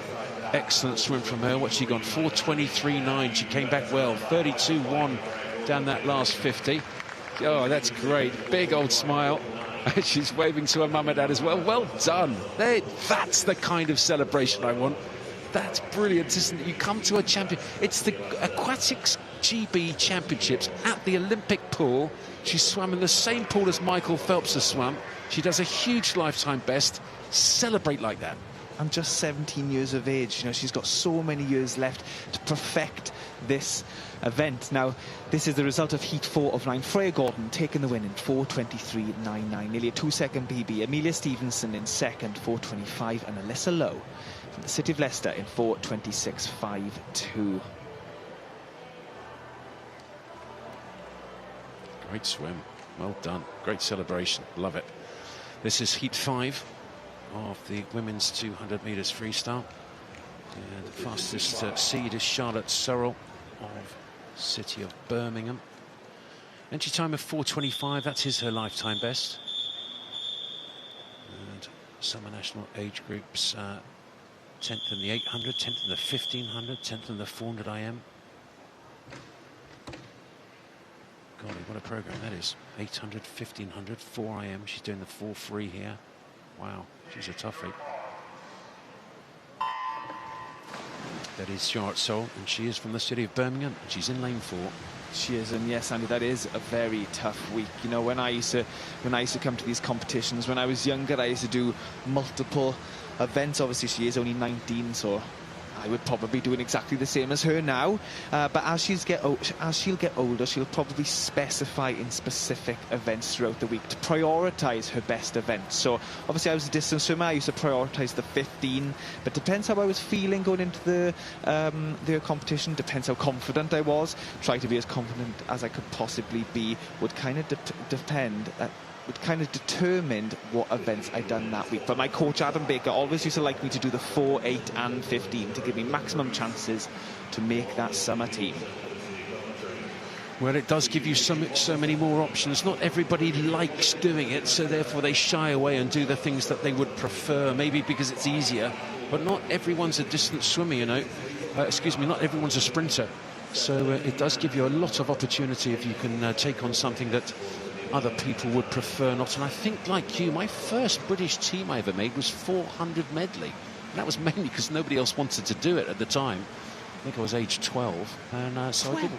Yeah, but they used to have an under-13s junior team. And I made the team on 400 AM, mainly because nobody else wanted to have a crack at it. I don't even think I knew what 400 AM was at 12, Andy. I definitely couldn't swim it. I was going to say I Googled it, but I didn't do that when I was 12. You had to get one of those abacus things, and we were timed by a sundial. We'll come to this 150 turn now. Charlotte Sorrell, 134, 90. She's ahead of the rest of the field. She's looking left, and on the way back down, she'll be obviously looking left again, but she is centre lane, so she will see exactly where she is in the race. And it's lovely to have clear water by your side, because it definitely does spur you on. And also you don't have anyone else's splashback. Well, this is a very good start, this, isn't it? 2:07.8. That's the fastest split at the 200 that we've seen so far. Grace Cummins went 2:08.5, and she's just gone 2:07.8. Grace Cummins ended up with a 4:21. So Charlotte Sorrell right in the centre here, going very well indeed. This is good stuff. The youngster. Yeah, we've seen a lot of swimming here, lots of youngsters. We've also seen quite a few older swimmers.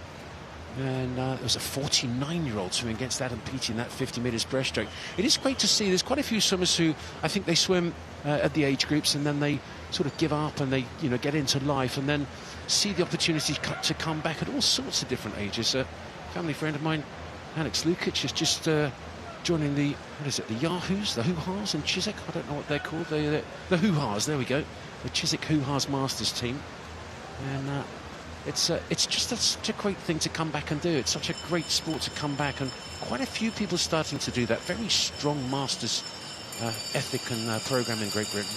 It is quite often you see athletes retire and then in years to come go back into Masters, because swimming, when you're growing up, to be a swimmer, to be a good swimmer like everyone in this championships, you have to dedicate all your life. And I think when you retire, I'm actually going through this now, Andy. I'm trying to find myself. I'm trying to find my way in life, kind of, because swimming was my life, you know. And I'm in my second year out of the sport now, and I'm starting to find where I am.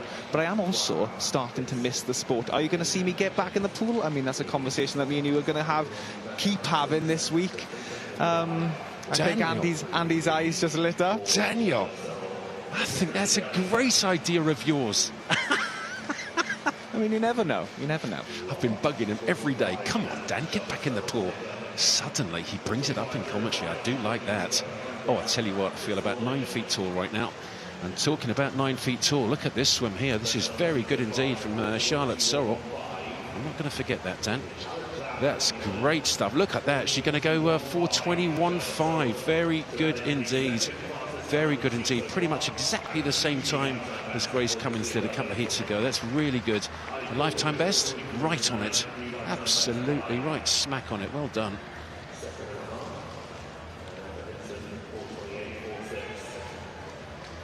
That was a massive season's best there from Charlotte Sorrell from the city of Birmingham.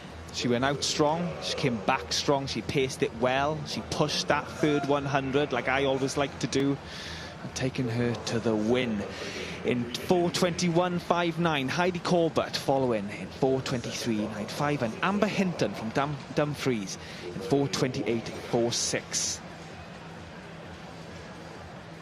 1/100 separating 4 and 5 there after 400. Oof, that would have been a good scrap in that last 10 metres, wouldn't it? It really is brutal, isn't it? So important. Even the distance guys, it's important to get those little things right, and that is why just a tiny bit tighter of a streamline, it makes all the difference. And again, Adrian Morehouse, the guy who I commentate with on the BBC when we go to Olympic Games, Commonwealths, etc. Olympic champion, 100 metres breaststroke.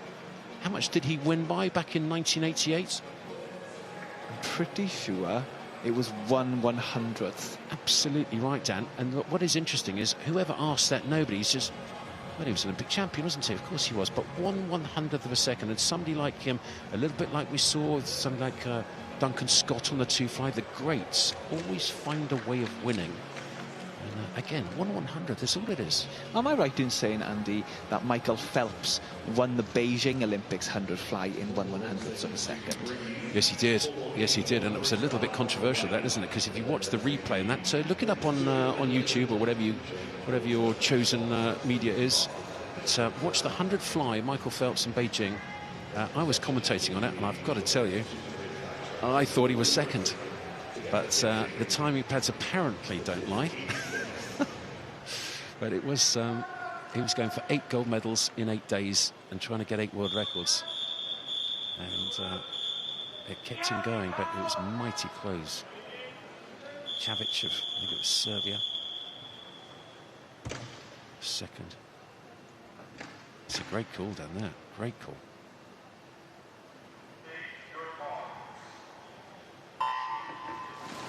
This is heat 6 of 9 heats of the women's 400 metres freestyle. Heats 8 and 9, the 2 cycle-seeded heats, so they evenly distribute those fast swimmers, the fastest 20 among those last 2. We talked a little bit about the cycle-seeded heats. It's the last 3 heats are cycle-seeded for the 50s, 100s, 200s, and then just 2 heats for the 4s, the 8s, and the 15s. So another couple of heats, and then we get the fastest 20. And in the second, in heat 6 here, lane 4, Maisie Dickinson of University of Birmingham is the fastest seed, maybe going out the fastest at the moment, possibly in lane 8, Dan, is Rose O'Brien of Portsmouth Northsea down here.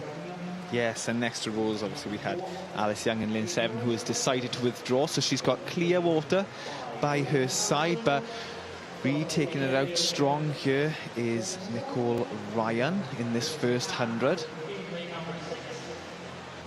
28 years of age, looking strong in the water, very experienced athlete in this event, I'm sure.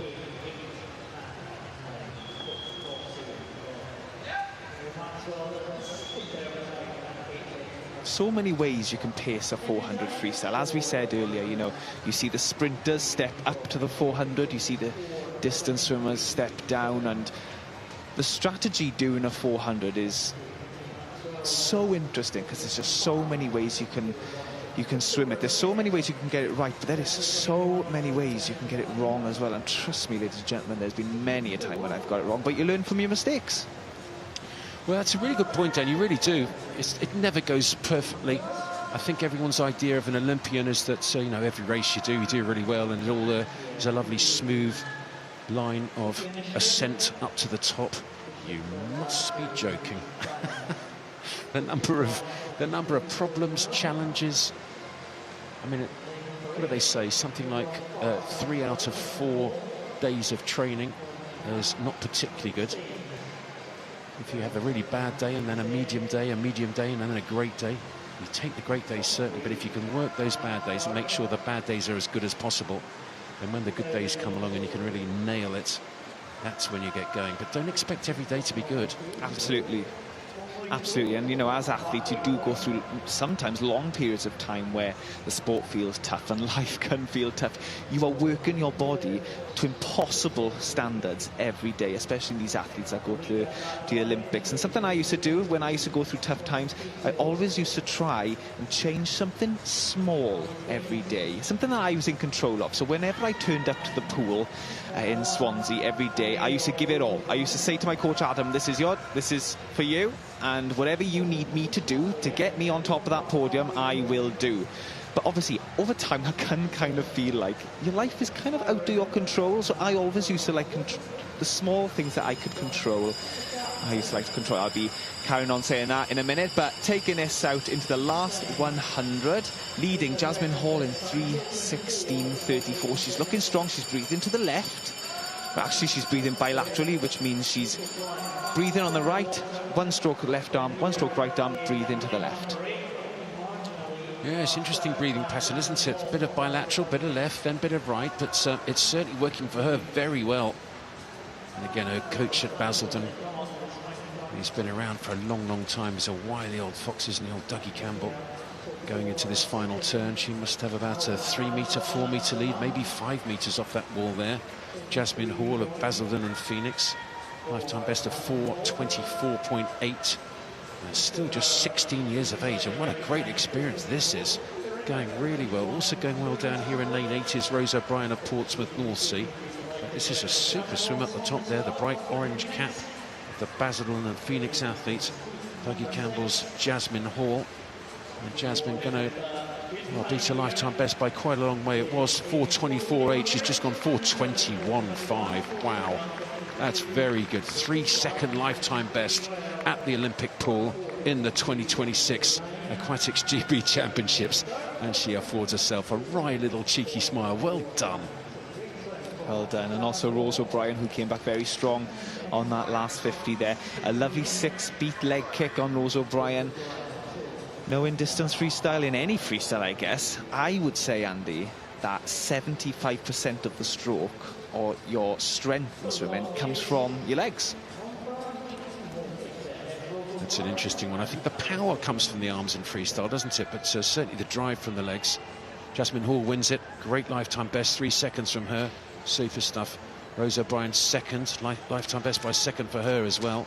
Talia Staines third. Edie Price fourth, 4:25. New season's best for her. I'm going to contradict myself a little bit there, Andy, because if you look at Katie Ledecky, Olympic champion many times over, world champion many times over, world record holder many times over, she does not kick much at all. Yeah, there's quite a few of the greats as well, isn't there? Pellegrini was an interesting one. Federica Pellegrini, 100, 200, 400. World record holder. Who's the Italian guy? Wonderful distance freestyle, a 1500 freestyle. Gregorio Paltineri, good friend of mine, many-time competitor of mine. I remember trying to think when it was. I think it was Fukuoka Worlds, maybe. Where was it? I think it was Fukuoka, South Japan. Oh, was it there? It could have been Budapest, actually, one of them.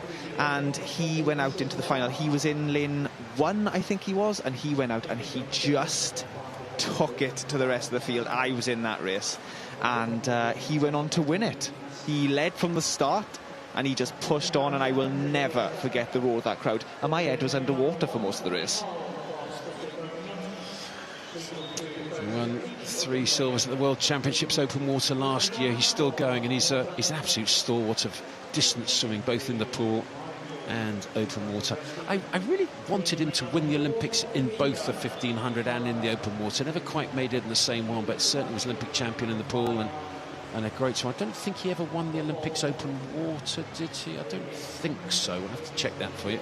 Silver maybe, bronze maybe. Anyway, talk about going out quickly, taking it to them. Emily Johnson up there in lane 0, going very well here at the first 130 metres of this heat 7 of the women's 400 freestyle. Yes, so at this stage now, these ladies are probably just still getting into their stroke rate, or they probably have already found their rhythm, you know, going into this third turn here. But this 100 is about setting themselves up well for the third 100, where I always say you've got to push, because the sprinters will start to find that bit hard. This is where the distance swimmers will really come in strong. Well, Gregorio Paltrinieri got 24 medals at Olympics and World Championships. Long course, 24 medals, my word. I wonder what he does with them all. I guess you've seen that picture of Michael Phelps, haven't you, when he's got all his Olympic medals draped across both his arms with his arms out like Jesus Christ. I mean, my word, that is just 23 Olympic gold medals, 3 silvers, 2 bronzes. Between me and Michael Phelps, we've got 29 Olympic medals. He's got 20. He's got 28, and I got 1. Hey, 1 is enough. 1 is fantastic, Andy. It's quite funny, isn't it? Because I'm really quite proud of my 1 bronze. He's got 28 medals, 23 golds, 3 silvers, 2 bronzes. It's phenomenal, isn't it? Phenomenal. An Olympic medal, my goodness, you know. What a moment. What was that like, actually, Andy, winning an Olympic medal? That's any kid's dream. It is, you know. I think, as we were talking earlier about mental approach to a race, and this is slightly serious for a second, you have to go into an Olympic final thinking you're going to win. You just have to tell yourself, that's it, I am going to win, and nobody else is going to get anywhere near me. I'm going to touch the wall first. Otherwise, they will eat you for breakfast. They really will. So you have to go in there thinking, I'm going to win the gold, and this is how I'm going to do it, and be super confident. And so to come third, to be honest, there's only third out of 8. I was quite disappointed at the time. Now, whatever it is, 30 odd years later, I'm pretty happy, because if you get 4th, you get a certificate. And I didn't want a certificate, I wanted a medal. You can get a certificate. I used to swim in the Liverpool and District Championships when I was 9, 10, 11. I got quite a few certificates, and I was very proud of those, as you should be. But at the Olympics, I wanted a medal. Ended up, getting one. Got a couple of badges from my trunks that Mum and Dad sewed on. I got all those. Do you remember the 10 metres and the 25-metre badges? Loved them. Anyway, give us an update on this race. Let's not reminisce too much longer. Going into this last 50, Emily Johnson up in lane 0 is leading. She's looking strong. She is having a bit of a race. She's breathing to the right, so she can't see the rest of the field, but she is having a little bit of a race here with Ellie Hull in lane 2 and Mary Craig in lane 4. But I think she's going to take the win. She's looking strong. Her PB going into this was 4:22.85. Ooh, over a 2-second personal best, 4:23.1. Ellie Hull there, 4:21.55, also a personal best, and Mary Craig in 4:22.26. Great to see the winners coming from the outside lanes here. It was a cracking swim, that, wasn't it? In 2 seconds, it's easy to talk about, but it's massive. It really is. Suddenly your target shifts so much. I mean, I don't know if you did target setting where you have your best time, your goal time, and your dream time. We'll come to that in a second. Emily Johnson, what a swim from her from University of Bath. 2-second lifetime best, 4:20.3, 4:21, 4:22, second and third. Molly Baker, 4th. And then we come into the big guns in the second last heat of the women's 400 metres freestyle. Lucy Fox will be the fastest seed. Won the B final of the 200 metres freestyle. Under 2 minutes, went 1:59.9 her first time ever. That was a great swim from her.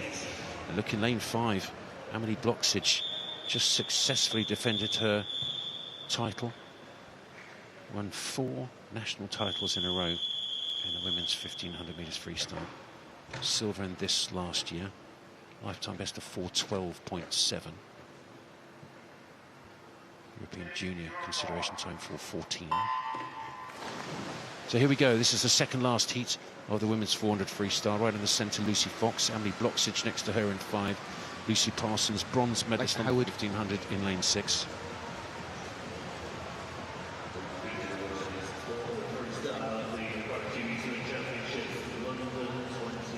Yes, Andy, you know, we did see her defend her 1500 title 2 nights ago, and we do know about Amelie. She's a fantastic swimmer, but she is a machine in training. So everything that she gets, she deserves. But taking this first 50 out here, Sophie Ben from the Mount Kelly Swimming Club. You alumni of that club, Andy, and they are having a stellar meet this championships. Yes, thanks for picking that one up, and they really are. They've got a great squad now. It's a big squad, but they've got some super swimmers. A 51.100 flyer, a 48.100 freestyler. That's on the men's side. On the women's side, they've got some absolute crackers, haven't they? And it's such a depth as well. It's not just the top, but it's all the way through. Collins Barnes done a super job with them. Mr. Kinglin, well done. Whole squad there, very good indeed. We're talking about goal setting, and I was really enjoyed doing the goal setting process. I don't know how you did it, but online it was fairly straightforward. I had my best time, which I wrote down on a piece of paper, and then I had my goal time, the time that I wanted to do in that meet, and then I also had a dream time, which was if everything went perfectly, if the water's flowing with me going up the pool, and then it suddenly turns around and flows back with me coming back, what do I really think in my dreams I could do? And it's amazing when you write each of those down, best time, goal time, dream time, it's amazing how often you actually hit it to 100. And I actually swam Commonwealth Games one time, it's 200 backstroke in Brisbane a long while ago, and I hit my dream time to the 100th of a second, which was 4 seconds faster than my lifetime best, my PB, in that race. So I just had my PB written down, my goal time, my dream time, and I actually hit my dream time to 100th. And that day, I was sold on goal setting. Brilliant. But you've probably only done that because you worked the process, you worked the small things that accumulated together to achieve that personal best. I think it's because I wrote it down, and then you start thinking about it, and then you start thinking, well, how can I achieve that? And what splits do I need to do? What technique do I need to do? How good of a start? How good of a turn? And you really start thinking, now I know what I'm going to do. I can see it on a piece of paper. Now I'm going to work out how I'm going to go and do that with my coach, with my teammates, etc. Because swimming does look like a pretty easy sport. Some people can just say, I need to get from this end of the pool to that end of the pool. But you're not going to get anywhere without technique. And until you nail all those technical things in training, day in, day out, let it become muscle memory, that is where the PBs come. Indeed. Well, I wrote down my PB, my goal time, my dream time. If you're down at home and you've got some age groupers and you fancy having a go, it's very effective. Is that how you did yours? Or just have a quick look here on this Lucy Fox 400 heat here. It's good. 3:11.8 at the 300 metre mark. 3:12.9 for Amelie Bloxage, just behind in second place. And with only 2 seeded heats, expect these guys to make the final. Also going well in 6 is Lucy Parsons, and in 3 it's Sophie Ben of Mount Kelly. Yeah, it's good to see Amelie here come pull back into second. You know, after the first 100, she was in 8th position. She didn't let the rest of the field impact or influence her swim. She's looking strong. Obviously, she can trust her aerobic systems. You know, she's 1500 champion, defending 1500 champion. We're going to see her again tonight in this event. She's coming up in second in 3:45.66, but leading into that last turn, Fox in 3:44.39. She's looking strong. She's looking long in the water, as we said earlier, 9 foot long. That's the aim of a freestyler and a distance swimmer. But she is ploughing into this wall. Oh, this is great from Lucy Fox. Also going well is Amelie Bloxage in 5, just starting to come back at her a little bit. But this looks quite easy for Lucy. Good swim, 4:16.8. Well, she's got a lifetime best of 4:11, so it looks like she's just done enough in the heats this morning. Lucy Fox in 4, Amelie Bloxage, great fun lady. Won the gold on the 1500 metres freestyle a couple of nights ago, I think. There's Sophie Ben in lane 3. Sophie was, where did she come in that one? She was 5th, I think. Oh, very close though.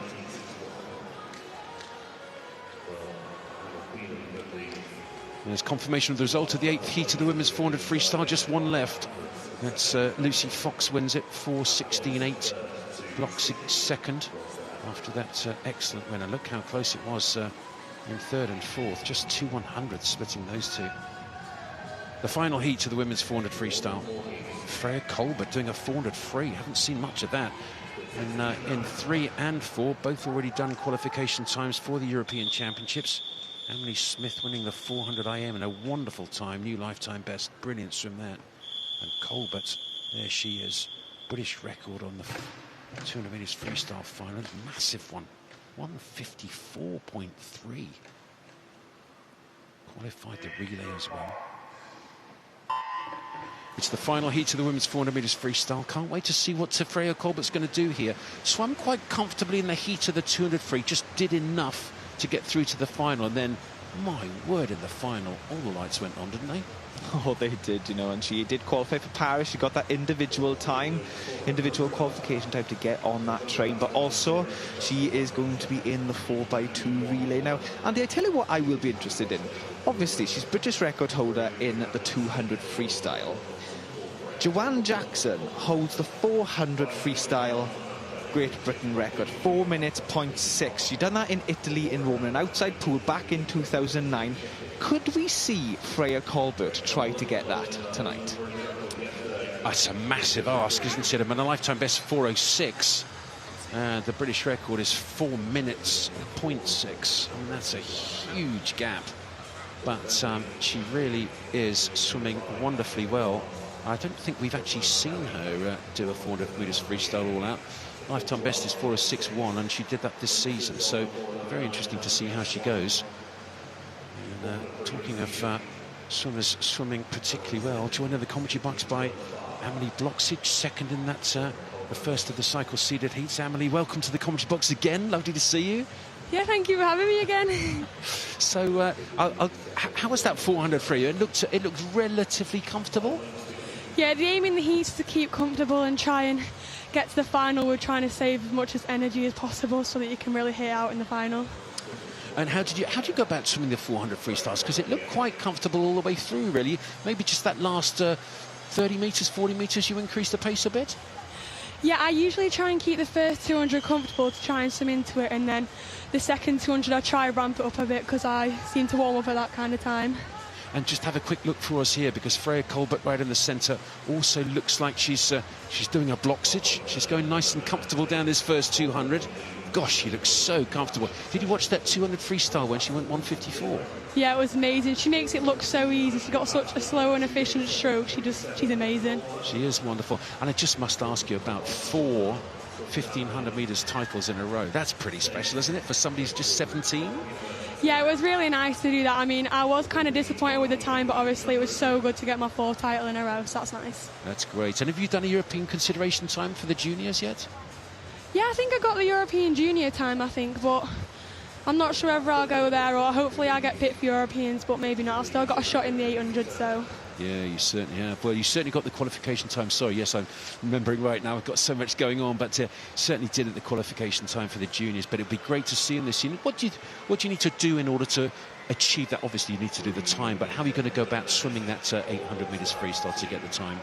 I think I'm just going to stick to my usual plan of going for it in the start, to be honest, and then trying to hold the back end. I feel like I could have quite a good shot in the 800 compared to the 15 now. Oh, that's interesting. Well, I think you also made the Commonwealth Games time for Team England, so hopefully you'll be going to Glasgow as well. Yeah, that would be amazing if I can go there. It really would be. Well, Amelie Bloksic, thanks so much for joining us, and go and swim down and have a good rest, and we'll hopefully see you tonight for that final. Thank you for having me. Lovely lady, absolutely great fun to talk to her. To Amelie Bloksic. Look at the top there, this is interesting. Freya Colbert, well, right in the centre, but going very well is Alexandra Bastoni. Swims at Harvard University in the States, representing Chelsea Westminster here. And I think she's got sort of Welsh mother, and her uncle, Tony Day, was a brilliant Welsh distance freestyler. Oh, really? Yes, indeed, Tony Day, Olympic finalist, 1500 freestyle, Welsh. Don't get many of those. No, actually you do. Me, David Davis, him. Yeah. Well, she is looking really good. She's looking as if she's powering into this last 15. She's looking right over to Freya Colbert, but I think she's going to take the win in this heat. Well, Colbert looks very comfortable indeed. Colbert coming back a little bit down that last 25 metres or so, and she's won it. Oh, just don't the greats just find a way to win? And she's just won by what's 8/100ths of a second, just touched the wall first there. I'm very comfortable indeed. That was a training session, wasn't it? It's almost a swim down. Colbert wins it from Alexandra Bastoni up there in lane 0. Emily Smith in third, the winner of the gold medal on the 400 medley, double European junior champion, world junior silver medalist on the 4 AM. And she'll be going to the European Championships during Paris. Could also go to the European Juniors in Munich, and will be going to the Commonwealth Games. Three's a lot. Well, I have to say that looked the most comfortable heat swim I think I've ever seen from Freya Colbert. That was amazing. It did. She did look as if she was just in the warm-up pool, just warming up for her event. But I'm sure she was using that for a warm-up. You know, we will see her again tonight. And here we see the summary of the women's 400 freestyle. This is the final tonight. So we see Fox, Colbert, Bastone, Bloxage, Smith, Arbuckle, Price and Parsons. Tonight's going to be fireworks, Andy. Well, it was a great question, Dan. Your question about the British record. She's just gone 4:17 in the heat. Will she get close to Joe Jackson's British record of 4 minutes, 0.6 that was set in 2009? My word. What is that? Nearly 17 years old, that record. It was set when the super suits were around. It's the last World Championships where those now banned synthetic suits were around. They started getting ridiculous, didn't they? Like 2,000 or 3,000 pounds a suit, something ridiculous like that. They had to change those rules. But yeah, that would be great to see her do that, and it looked very, very comfortable indeed. Just walking past us right now. She looks very, very comfortable. What a lovely lady. She's so bubbly. Love having a chat with her. We should get her in the commentary box, shouldn't we? Have a chat. Freya Colbert.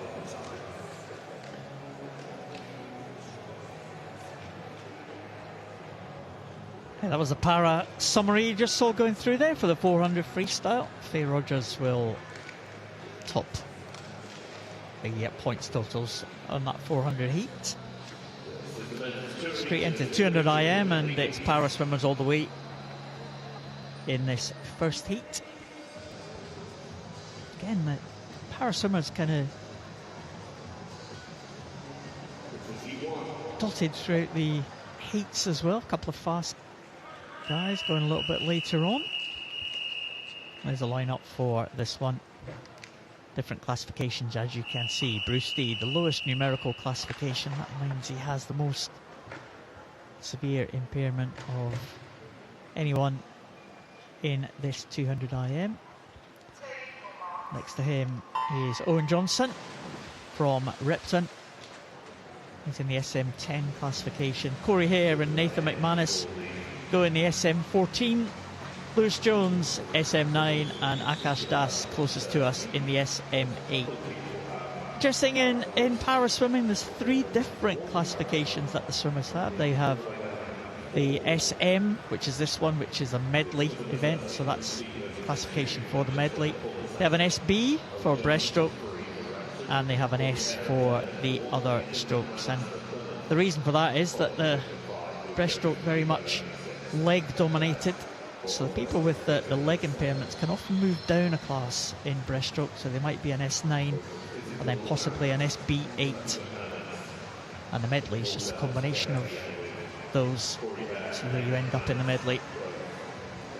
But the SM14, Corey Hare going out to a good start here. We'll have an eye on Bruce D. We had him in the commentary box the other day after he broke that British record, and might have a chance of breaking the British record again. This is one of the top events for Bruce D. He's kind of a multi-event swimmer at the major championships, but he's had 2 4th places.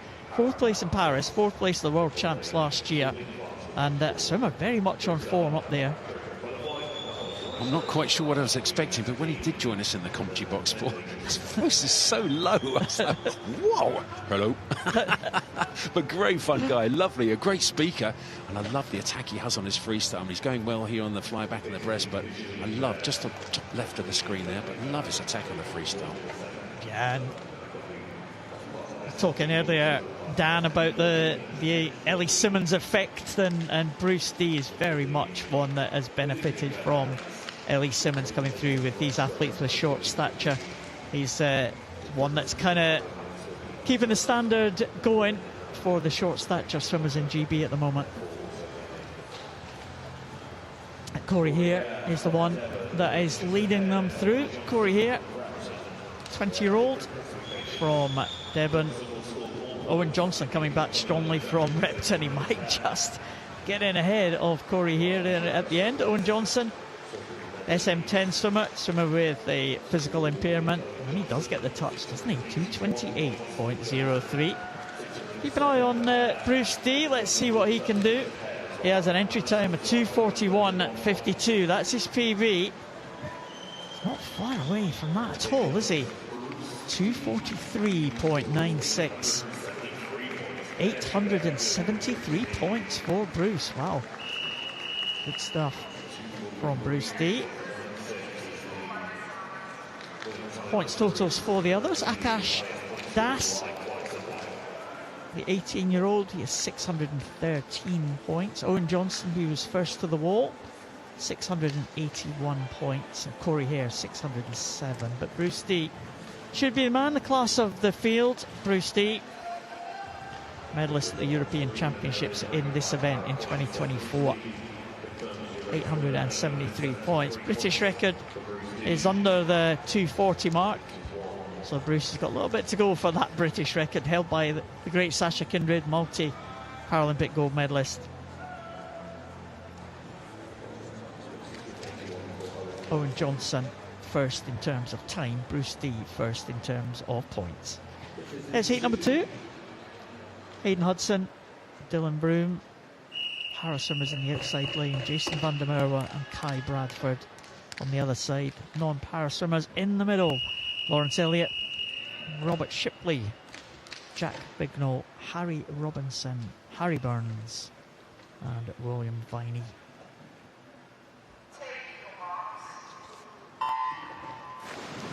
One of the Welsh guys you were talking to, Dan, last night, Dylan Broom, is on good form on the medal podium yesterday. You had a quick word with him, Dylan?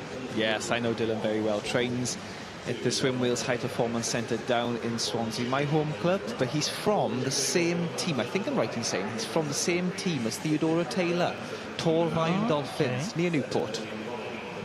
Well, he was in the World Championship team last time, was part of that relay team along with Will Ellard, who took the gold medal. So yeah, looking forward to the season ahead. I'm sure we're going to see him Commonwealth Games. Oh yeah, I'm pretty certain that he's going to be on that team up in Glasgow. But Dylan is a great person to have on the team, because sometimes, I can speak for myself here, I used to walk in and did not want to be training because we were all tired, and so you're not exactly the most positive person. Dylan, every day, without doubt, came in with a smile on his face, which is what you need in a team. Absolutely. We'll see how he's going. He's gone up there in lane number 1, right at the top of your screen. Leading them through the halfway, though, William Viney, City of Birmingham. They've got a great tradition, the City of Birmingham, haven't they? Nick Gillingham, great breaststroker, back in the day, Olympic medalist. He swam for the City of Birmingham for many years, and William Viney doing a great job here. Ollie Morgan, City of Birmingham swimmer. And he's going to lead them through. City of Birmingham man. It's very close for second. Look at this. And that final turn. Could be on for some good times here, Dan. Viney just leading them through at a second and a half. Dylan Broom leads the para swimmers at the moment, but William Viney leads everyone. Led by number 7, although coming back, Jack Bignell making a little bit of a burst here. Jack Bignell from Northampton, 2:10.02 the entry time for Jack, and he's going to snatch this one at the end, and he gets it, 2:08.72. Second and a half improvement. William Viney just gets pipped at the end, but he has improved his lifetime best. Dylan Broom, first of the para swimmers home, 738 points for Dylan. That is going to be the highest para points total. And look at that. What a reaction. Well, William Viney, no wonder, it was a great swim. He just got pipped at the end as well. He could have won that one. Was it, if it was not for the 28.7 on the final 50 for Jack Bignell, William Viney would have taken that one. Great swim. Yeah. Top two swimmers under the 2:10 mark. Jack Bignall taking it with that blistering freestyle at the end. William Viney, I think he was pleased with that one. He gets in second. Dylan Broom tops the points table for the para swimmers. Jason Van der Merwe. Kai Bradford, the British record breaker in breaststroke earlier in the week, he gets into third. We'll have to wait. Two more para swimmers to come in the heats to follow before we know who the para finalists will be.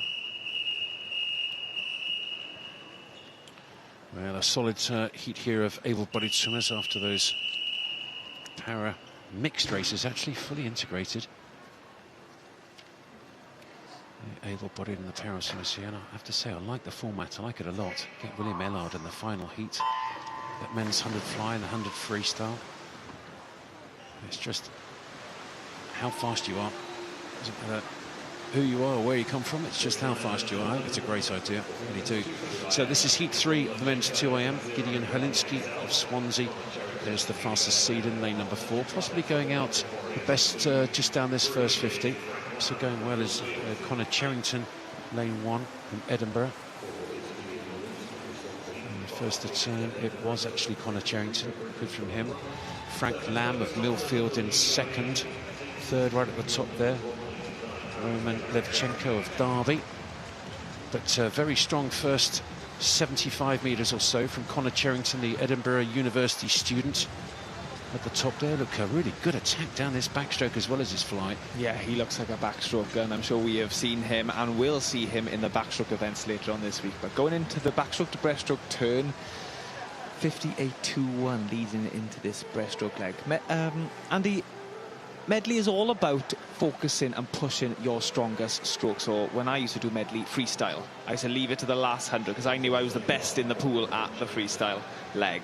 Now the breaststroke, that was an issue. for the two of us, I think, Dan. I guess the problem is pushing the freestyle is if you only have a good freestyle, everyone's finished by the time you're on it. And you look great, but you swim it on your own. You see somebody like Duncan Scott, who's coming fairly shortly, and my word, won the 200 fly. And Olympic medalist on the 200 freestyle, Olympic medalist on the 2am, and the guy's just so talented on every single stroke. Max Litchfield as well, 3 times 4th at the Olympic Games in the 400 medley, the British record holder there, and again just wonderful strokes. Look at this up the top there, Cherrington. He's got an interesting freestyle, quite short. I'd like to see him maybe stretch out a little bit. Dan's been talking about trying to look as tall as you can, see if you can be 9 feet tall. He looked about 6'3", but went well. 2:05.28. So that's a new season's best for Connor Cherrington. By about 4 seconds. Yeah, well done. Well done, Connor. Good swim from him. Second was Rico Bringman of Loughborough University, and third, Frank Lamb of Millfield. Yes, Connor Cherrington, that was an interesting freestyle, so if I could have a chat with him. Now, Connor, if you're watching this back, when you swim the next medley or any other next time you swim freestyle, just make sure you are really pressing into that freestyle, stretching out, making yourself look 9 foot long. But congratulations, a fantastic swim, winning that heat there. Connor Cherrington, 2:05.28. Rico Bingman in 2:07.47, and Frank Lamb from Millfield in 2:07.57. So that was heat 3. Now into heat 4, almost halfway through this men's 2am. It's going quickly, isn't it? Just one more event to go. Women's 200 metres backstroke in this championships on day 4, morning heats. It's going very fast. Jake Chesworth of Maxwell is the fastest seed in 4. Stan Sawyer of York City Baths in 5. In 3, it's Henry Shepherd of Bromley, and there's another para athlete in 2. Cameron Van Koon, the SM14 athlete from Manchester Performance in lane 2, and Paul's joined us again. Tell us a bit about Cameron in lane 2, Paul. Yeah, SM14, as you said, and he is. This is the event you'll be hoping to qualify for the Europeans in. He's been 4 times World Championship representative for Great Britain. He's been a finalist in this 200 IM and every World Championships that he has been to. Qualifying stand is looking for 2:09.75, and the para swimmers can do it in the heat, so expect a fast swim from Cameron. Well, he started well up there in lane 2. Lane 0 right at the top, so he's right with everybody. Right in the centre there. Actually going well in lane 6 at the moment. It's Hubert Daniek of University of Bath. And Hubert, that lovely still head, rolling the shoulders, nice and still, nice and clear. Lovely backstroke. Just rolling over into that breaststroke, that's a crossover turn. So first to turn up the 100 metres is Daniek of Bath. Second, well, it's pretty close. Closest to us is Marcus Haig of Wickham District. But now the charge is on and the breaststroke is coming to the fore. Still going well at the top there is Cameron Verne-Coombe. Yeah, he's a strong breaststroker, Cameron. This is one of the strengths of his IM. He's got to go pretty close to his lifetime best, though, within a second of that, if he's going to make that qualifying time. So it's a tough ask for Cameron, but he's bringing himself back into contention there, 3 lanes from the top. So still going well is the University of Bath Swimming Club student in lane number 6. It's Hubert Daniek. He really is charging. Also still going well is Marcus Haig of Wickham District, closest to us. But here's the freestyle. Let's have a little bit of... Yeah, it's not bad at all, is it? Could maybe push a tiny bit longer on the press, but Marcus Haig at the bottom there also going very well. And coming back up there in lane 1 is Oliver Murray of Millfield, but no doubt about the winner. It's Daniek. He's led all the way through. Great swim from him. 2:06.8. Second was Murray up there in lane 1. Third was Marcus Haig, closest to us. And how did Verne-Coombe go there, Paul? Yeah, he just seemed to run out of steam a little bit there on the freestyle. So you'll be disappointed with that one. I think 2:13 at .93. A little bit of a shake of the head for Cameron Verne-Coombe there. 820 points, though. Should give him another chance tonight in that para-final. Yes, I'm not quite sure if he's shaking heads. He was not quite so happy with his swim, or if he had water in his ear. But anyway, maybe both. Yeah, maybe both. But hopefully, he'll have another shot of that tonight. So Daniek wins the heat 4. Murray second, Haig third, and there is the confirmation of the result of Cameron Verne-Coombe. 820 para points. That's pretty good. That should certainly get him to the final, Paul, shouldn't it? Yeah, I think so. 820. One more para swimmer to come in a couple of heats times, but yeah, Cameron will be there, and it should be in one of the centre lanes, which will probably suit him a little bit better. A couple of scratches in lanes 7 and 8, so there's clear water for the swimmer in lane number 9. That's Edward Ormsby of City of Cambridge. I've got to say, that's a cracking lane. I would love to have that. Nobody outside you because you're in lane 9, and nobody inside you because there's 2 withdrawals. Should have beautifully clear water. This is heat 4 of 9 of the men's 200 medley. It's heat 5, excuse me. Edward Ormsby of Cambridge is closest to us. And in lane 3, probably gone off the quickest, is Ben Uff of Crawley. Yeah, he's taken this first length of fly out really strong. Also going really strong is Austin Manley from Repton Swimming Club. Going into this first turn of this 200 IM now. Austin Manley, lane 5, 26.72. He's going into this race here with a personal best of 2:07.23. So he's looking to be there or thereabouts this morning. Dominic Simpson also going well right at the very top, and look at that backstroke, very powerful, nice and smooth from Austin Manley of Repton. And Repton had a good meet here. Jamie Main doing a great job with the swim team there, the swim programme there. Very good indeed. And he's first over right in the centre, Austin Manley of Repton. I was hoping to get an update on the Repton swimmers, so maybe Jamie, if he's listening, could give me a quick update. But here we go. This is Austin Manley going well. Let's see his breaststroke here, Dan. It's pretty good. Also charging 1 lane closer to us from Austin is Finney Richardson of Guildford. Yes, and we had the Hannah Miley here yesterday and the day before, and speaking to Hannah, the breaststroke can make or break a medley. You know, obviously you've got to push your own strokes, but if you're a good breaststroker, that will really help in the medley. It certainly does. Or almost the other way around, if you're a bad breaststroker, you've got no chance. It's brutal. There's a guy, Hubert Koss, who was Olympic champion on the 200 metres backstroke, and he said, I'm the best medley swimmer without the breaststroke. in history. Yeah, well, Sounds like me. Sounds like you as well, actually. Sorry. Sounds like you as well, Twandy, but you have said that in the past. I think you're a brilliant breaststroker. It's all right, Shirley. Anyway, Austin Manley here in lane 5. Who's finishing it well. Also finishing well up there in lane 2 is Joe Jennings of Leander. And these two, yes, indeed, it is. Austin Manley of Repton swimming well, just 16 years old, 2:06.11, big lifetime best, 1.1 seconds from Repton. Well done, good swim. Good old handshake with the guy next to him, Finley Richardson. Second was Joe Jennings, and third Dominic Simpson of Loughborough. Repton having a good meet this meet, aren't they? Obviously we have Eva Recaro, some for Repton in this meet. I think we've seen, I don't think he's there now, but I think we've seen in the last few years Adam Peaty be at Repton. Yes, I think he's still there. There's been a few. Jacob Mills as well, very good indeed. Saw a great heat of the 100 freestyle, 47.7 I think it was, 47.8. And here's the result. Austin Manley leading, Joe Jennings in second, and Dominic Simpson in third. And now we move on to heat 6 of 9. Lane 4, John Britton from Ealing, going in with a time of personal best of 2:04.96. His best, he's 31 years of age. His best this season has been 2:10.41.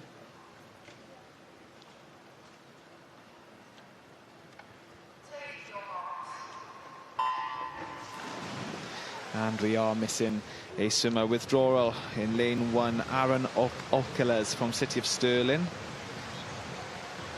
Sky Sharpless in lane 0, having clear water to his sides. As you said, Andy, that's where you want to be. But taking out very strong, Aaron Bissett. No lie. Yeah, Dan, it was Aaron Bissett that won the junior final of the men's 100 metres freestyle, and in doing so went 48.87 for a junior, winning the junior men's 100 freestyle, 48.8. Wow, he got the consideration time for the European juniors when he did that. And what a relay. They're going to have 3, I think, of that in that junior final. All went under the qualifying time. 48.08. My goodness, I wouldn't want to be anywhere near him on that freestyle leg. 48.87. Sorry, I don't know if I said that clearly, but 48.87 he won it. Really very good indeed. It's up in lane 3 it is. Aaron Bissett, is he first to turn? No, he's not, because Oscar Barlow's now overtaking him on the backstroke leg. And Oscar going well down here in lane 8 from Swansea University. It's starting to feel a little bit, well, it's sort of permeating like a tea bag. I don't even have a comeback for that, Andy, honestly. You throw me in the deep end there. Yeah, well, I think it's going to be quite a while before I ever manage to perfect it. It's so lyrical, I absolutely love it. But look at this chap right in centre, lane 3, Aaron Bissett. Well, very good flying back and breaststroke, and I can tell you no one's going to catch him on the freestyle, because that 48.87 winning that junior final, and he's absolutely flying here. My word, lifetime best 2:04.6. He's going to kill it. Yeah, he's really sprinting on this last 25 here, isn't he? And he had a fantastic fly back breast, but his freestyle looks the strongest stroke that he's got. Well, this is very impressive indeed. 2:04.69. He's going to be way underneath that. 2:02, 2:01.9.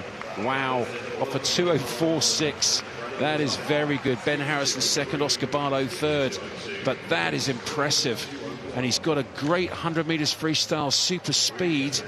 And he's also got good 200. So let's see him on the 200 metres freestyle later this week as well. And I wonder if he could start challenging. The great thing about that men's 4x2 free relay, double Olympic champions Great Britain, is they're starting to encourage so many more youngsters to come through. If you can get on the British men's 4x2, you've got a great chance of being Olympic champion. Why not? Nothing is guaranteed in swimming, but Britain is always up there on the Olympic podium. Aaron Bissett taking the win there, 2:01.90. Fantastic swim from him. Ben Harrison in second, and Oscar Barlow in 2:06.96.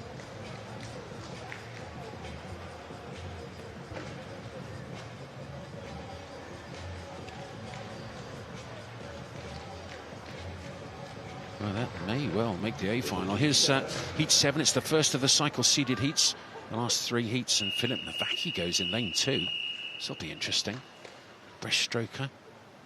World Junior Champion on the 100 and the 200 breaststroke, qualified for the 50 and the 100 so far here. I'd be very surprised if he doesn't also qualify for the 200 and probably win it. Second to PT on the 50, second to PT on the 100. PT doesn't do 200. Very sensible chap. Evan Jones, fastest seed in lane 4 with David Annis in 5. This is the first of the cycle seeded, the last 3 heats. And up there in 2 is Navaki in 1. Finn Kemp swimming for Loughborough, Luxembourg native. Excellent breaststroker as well.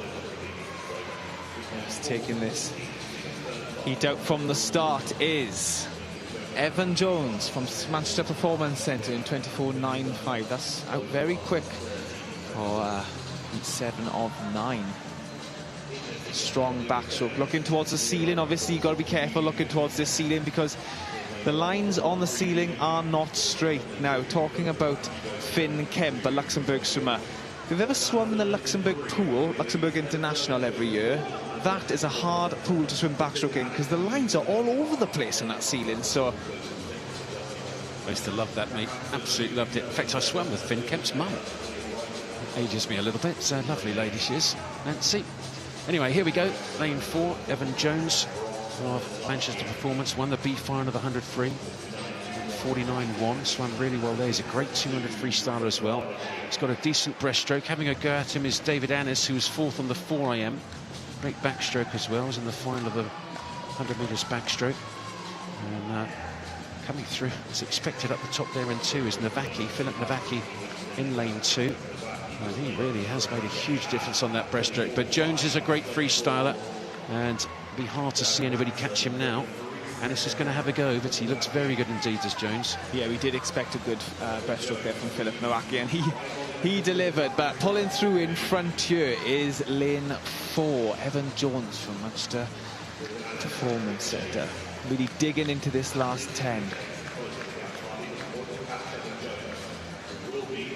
Jones wins it 1:59.3, the first time we've seen a sub 2 minutes. It's quick, very quick. Annis second, third was Navaki. Interesting freestyle, very effective. Don't often see breaststrokers any good at freestyle. There's a couple. Certainly the Carter sisters very good. Also Theodora Taylor. I think I'm right in saying there, Andy, that he's got to do it tonight, but I think I'm right in saying Evan Jones has just swum under the qualification time for the Commonwealth Games team for Team Scotland this coming summer. Again, he's got to do it again tonight, but to do it in the heat, that's a pretty good achievement. Evan Jones, Manchester Performance Centre, 1:59.35. First time we've seen someone breaking the 2-minute barrier this morning in this event. David Annis in second, and of course, Philip Nowaki in third. So here is he's 8, and Matthew Ward, the fastest seed in 4, with Litchfield in 5. Trying to get updates on the Commonwealth Games selection processes for all the different teams. It's quite hard to follow, but I think there's 8 Welsh already qualified. So Ward in 4, Litchfield 5, Oscar Bilbao in 3, and McDowell in 8. Excuse me, in 9. Rhys Darby, the SM14 swimmer, para-athlete from Wrexham.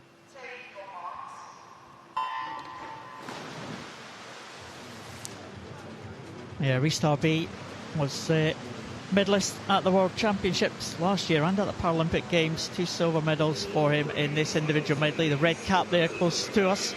He swims in the SM14 class. He's the European record holder in this one. 2:05.84. That's only 0.4 of a second outside the world record held by Brazilian swimmer Gabriel Bandeira. So watch out for Rhys Darby down there closest to us. He builds through an IM, so he'll be strong at the end. Well, Andrew Bertoli first to turn at that 50, and these guys in the centre going very fast indeed. Matt Ward, second in this event last year, won the silver medal at the 2025 Aquatics GB Championships. And next to him, closer to us, is Max Litchfield, the gold medalist on the 4 IM, qualified for the European Championships and winning the gold on that 400 medley, and he's got a very good breaststroke and freestyle as well, so this can be interesting.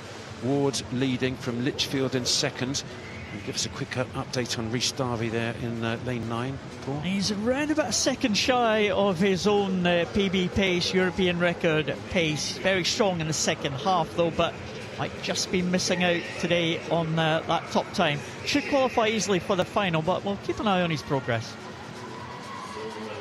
There is that Matt Ward and Max Litchfield, the two black hats in the centre. Litchfield first around the wall. He's got a very good freestyle as well. Super underwater turn there. And working with his coach Dave Hemmings at the Loughborough Performance Centre. British record holder on the 400, but not the 200. The 200 British record holder goes in the next heat. It's Duncan Scott, of course, double Olympic silver medalist on the 2am. But Litchfield looks very good here, very good indeed. 3 times Olympian, 3 times Olympic finalist. Won the 4am here, and that looked very good. 1:59.6 wins it. 2 minutes 0.9, Matt Ward second, Bertoli's third. And just coming in now at the bottom here, Rhys Darby.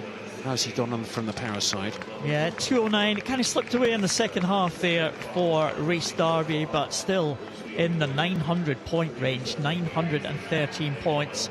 Finishing time of 2:09.23, so should be safely through into that para final tonight.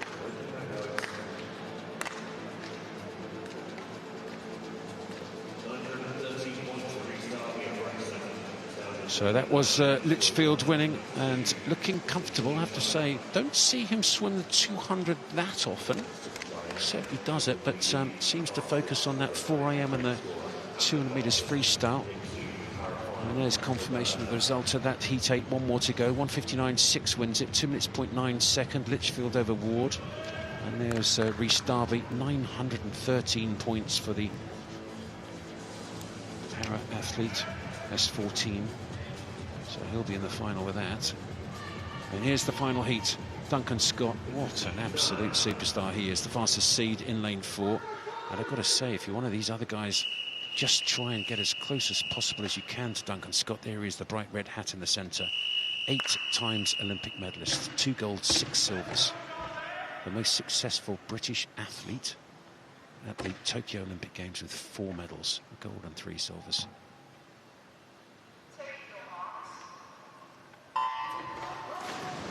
He is the defending champion in this men's 2am, and I have to say it would just be an honour to be here and watch him swim, to talk about him even better, to be a teammate. That must have been wonderful. Yeah, it was great. You know, Duncan, I kind of grew up with Duncan when it comes to swimming. You know, I done my first team with him back in 2014 at the European Juniors over in the Netherlands, and I've been on nearly every team with him since. And he's a great athlete, very dedicated athlete. But Duncan taking the lead there in the fly in 25.72. He's looking strong on the back fly, strong on the backstroke. We will see him push even further on the breaststroke, and of course his freestyle speaks for itself. Well, it does, and I have to say he's worked a lot more on his butterfly recently. Worked on that 200 fly, which he won early in the week in a qualification time for the European Championships. And also, I have to say, his turns look very sharp indeed, much sharper than I've seen them before. Look at that, again, great underwater.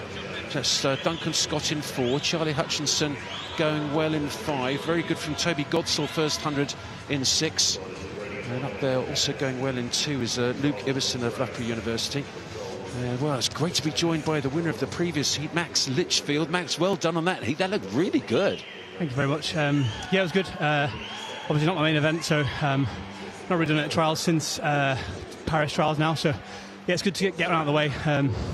The few boys swim really fast in those heats before, so just made sure everyone, you know, kind of went out there and give it a good try this morning. So pretty happy with that. Sub 2 is good in the morning, so see what we've got tonight. Dunks looks really good here though, so it's going to be pretty fast, I'm sure.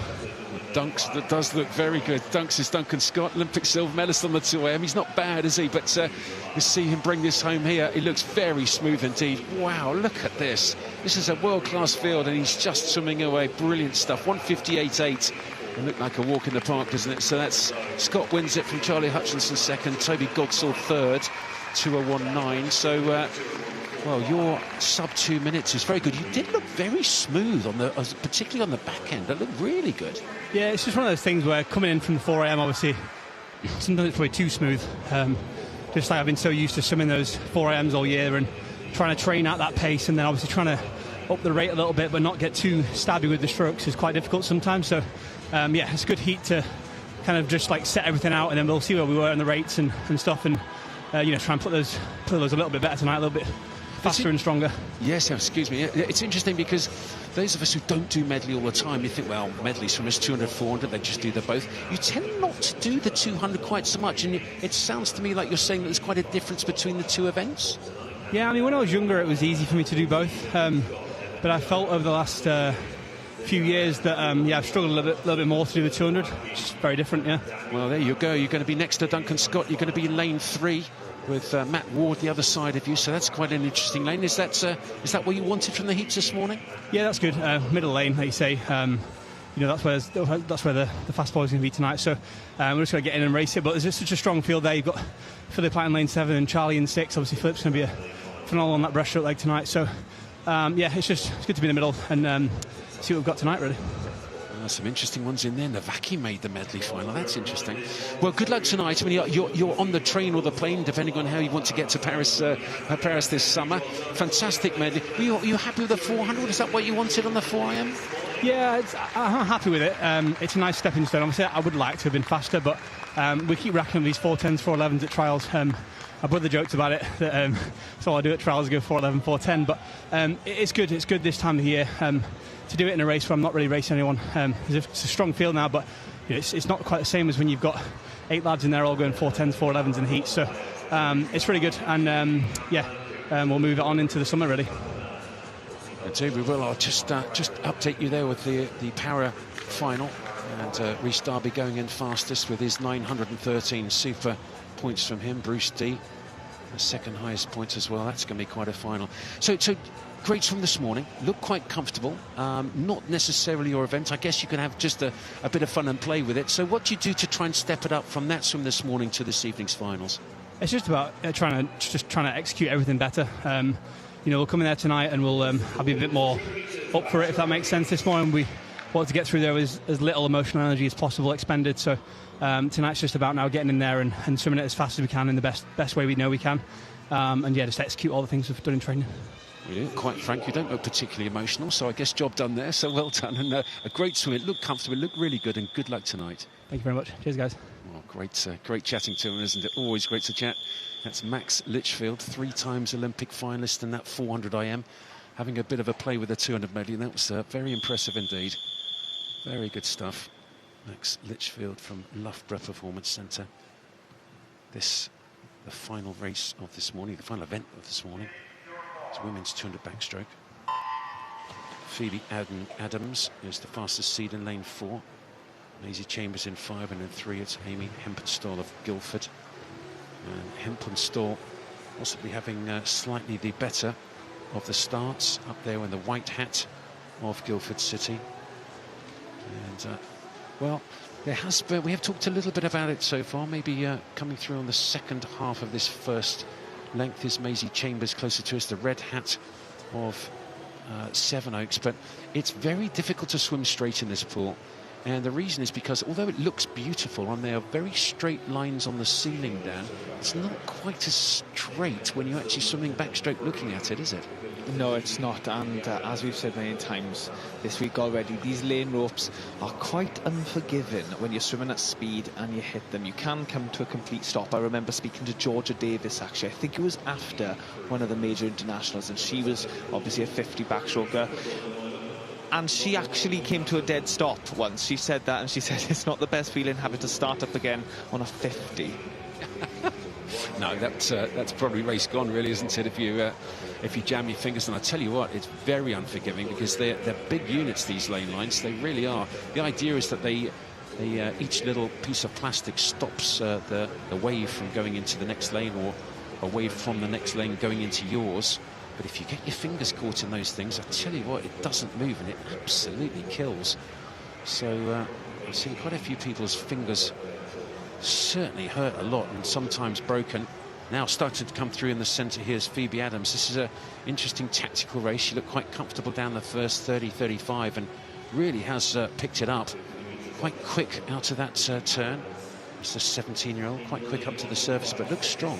She does look strong, and there's many ways you can combat, you know, having a skew ceiling, or maybe the sky. It's looking at the sky for backstrokers. You know, you can look in your peripheral vision, or you can obviously lift your head to see down your body. But that obviously with that comes with drag. But Phoebe Adams taking this heat. She's coming into the last 10 now, but she has got a personal best of 2:22.51. She is 2:21.43, so a 1.1 second personal best from her. That's a strong swim from Phoebe. Also a strong swim from Amy Hempstall there in second, and Maisie Chambers in lane 5 coming third. Well, that's the end of the first heat of the women's 200 metres backstroke, and I've got to tell you, very excited to be joined by Duncan Scott. Duncan, welcome to the commentary box. We don't see you enough in the commentary box. We need to have you in here more often. I don't know about that. I mean, you guys are doing a terrific job. Love the little place you've got here. Nice little setup, plenty of wrappers. You guys are snacking, which is nice. Don't know what you've been having, John. But yeah, no, pleasure to be here. Thanks for having me. Yeah, a cup of tea is always good. Doug's a very, very good 200 fly earlier in the week. I thought that was absolutely special. And I nearly, as normal, nearly wrote you off and then thought, don't be ridiculous. And he came back again inside that last 25. How do you do it? Because you seem to pace it perfectly on stuff like that. I think that's down to plenty of times where I've not paced it correctly. So, yeah, 28 years of age now, hopefully a little bit more experience and a little bit more learning of how to do different events. But, you know, two fly is still one that I'm learning year in and year out. It was good to just get close to what I went last year, and yeah, quite the battle with Ed there, which was good fun. Yeah, it was great. I loved commentating. Probably better watching it than being in it. Yeah, no, absolutely, particularly a two-fly. But interesting you decided to look at the two-fly this time. Is that something you're starting to consider adding to the programme in the big meet? To be totally honest, it's down to the 2IM. You know, we've seen the evolution of that event last year really take place. You know, Leon, Shane and Koss, with how quickly they were. And yeah, the main reason for doing the two fly was how, you know, can I make that first 50 easier or can I make it quicker? You know, so improving the fly. And what I found actually is my fly work's actually made me feel stronger in the water across all the strokes, but also on freestyle. So it's kind of helped both things. And, you know, racing it I think is really important. So yeah, we'll see. I don't quite know what the end goal is in it, but I think what we've learned is how much it actually helps all four strokes and my freestyle as well. Yeah, certainly. And some aspects of it, I mean, I guess the underwater aspect of fly is so useful on other things as well. But then moving on maybe to that, the 200 medley this morning, we're very comfortable indeed to go on 58. I mean, it just looks super, so poetic. It's beautiful to watch. Did it feel as comfortable as it looked? I need you doing my voiceovers when I do talks or things like that. Yeah, happy to do that. Making me blush here. Yeah, well, I think that the most important thing for myself, you know, other people get through the rounds in different ways, but I always find, you know, as much as I can take from the heat and transition it across the final is always really important.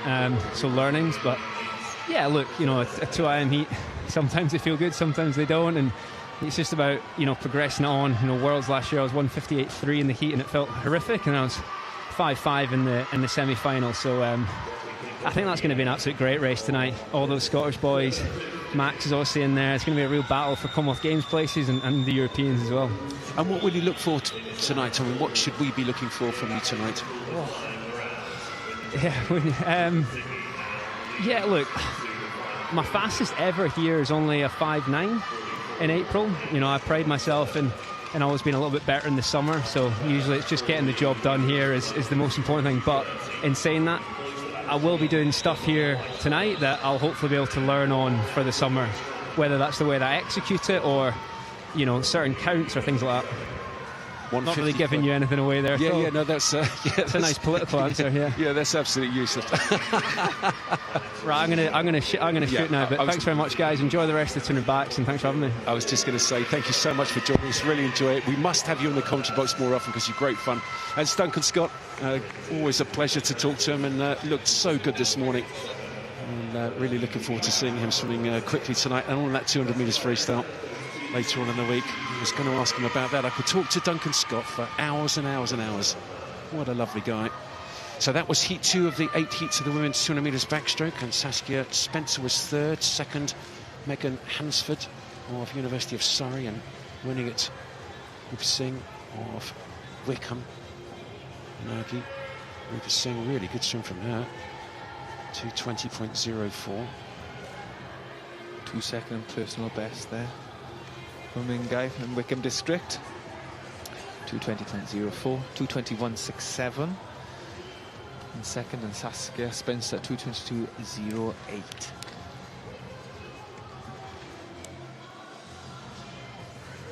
For a fourth day in a row, Andy, we are seeing some fast swimming. Now moving on to heat 3 of 8 of the women's 200-metre backstroke. Emily Collins in the middle lane from the City of Guildford Swimming Club.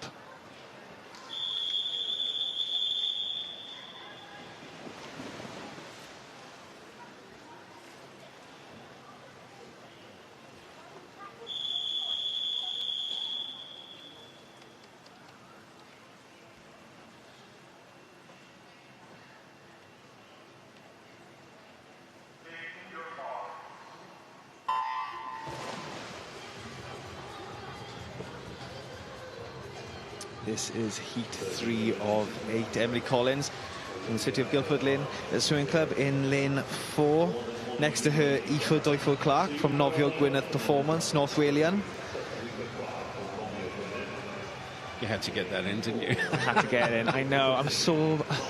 yeah, I know. I had to get it. But Andy, say it again. Who is she in lane 3? Aoife Doifo-Clark. There you go. Where's she swim? She swims Nofio Gwynedd Performance, where Medi Harris has trained for many, many years. Obviously, she's down in Swansea right now, but that is where she's a Nofio Gwynedd native. Dan, you should read those talking books, because you've got that accent that just lulls you into that. I was going to say a false sense of security, a very, very comfortable sense of security. It really is lovely to listen to. Olivia Omani, right at the top there from Cockermouth, swimming very well. And I've talked a little bit about that programme at Cockermouth. It's so professional. Some of the stuff they do is just brilliant. It's not the biggest club in the world, and you know, it's not in a beating metropolis like a London or a Birmingham or a Manchester. It's up there in Cockermouth, but my word, they get some wonderful swimmers every single time, every single Nationals. You can guarantee somebody's going to come through and swim well. And again, right at the top there, Olivia Omani's doing really well. Also right in the centre in 4. Emily Collins still going well for Guildford. Yeah, and we've got some juniors in this heat here, Andy. You know, we've got lane 4 a junior, lane 2 a junior. Molly McKinley, 14 years of age, up there in lane 1. She's having a great swim. She's come 7th at the moment, 1:45.99 with 1 length to go. She's looking strong. A 200 backstroke, many say that is actually the hardest event. And you wouldn't think it because you can breathe as much as you want, but you get that wrong, you'd be swimming in an L shape on that last length. Well, it's the legs, and it's coming through. You spotted it and spotted it well. Molly McGinley of Repton in lane 1, a 14-year-old, done super well down this last 50. And she could well win it. Also going well in 7 is Galloway of Oxford, who's going to get the touch. It's just Molly McGinley. Well done. 2:22.0, which has gone 2:20.7. So 1.3 second lifetime best for Molly. 14-year-old. Well done. You're allowed to smile as well. Well done. It's a great swim. Another great swim from Repton. Second was Ruthie Galloway of Oxford, and Olivia Omani third. So, well, it is, you're absolutely right, Dan. The leg muscles, the upper thigh muscles, they're really big muscles, and if you work those really hard, you've got to be careful not to have them get too heavy and drop, because then your body position changes, and then it's brutal to try and go through the water when your legs are down and your head's up. It's not a streamlined position at all. But there's a simple solution for that. In training every day, nail your kick sets. Molly McKinley, the 14-year-old from Repton, 2:27.0 over a second personal best. That's fantastic. Ruthie Galloway in second place, 2:21.21, and then Olivia Mahoney from Cockermouth in 2:21.86. Oh, great swimming. Lane 0 and 1. Look at that. Lane 1 wins it. Lane 0 third. This is heat 4, so we're already coming up to halfway through this final event of this morning's session. It's 12:30 in the afternoon, and 5 heats to go of this women's 200 backstroke, and then we're done. Ellie Hull, the fastest seed of City of Birmingham, in lane 4. Elizabeth Land of Morpeth 5. Isabel Mather of City of Cambridge in 6.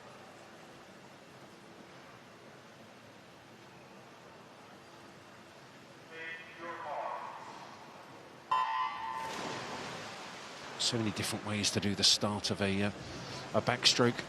Do you come right up tight with your bum against your legs, or do you lift your head up and keep a little bit of a gap between your bum and your legs? It's always very interesting to see how the top ones do it. But it's the arch, the throwing the back of the arch, and then the angle of attack into the water, and then the streamlining underwater. I love watching the best swimmers do it.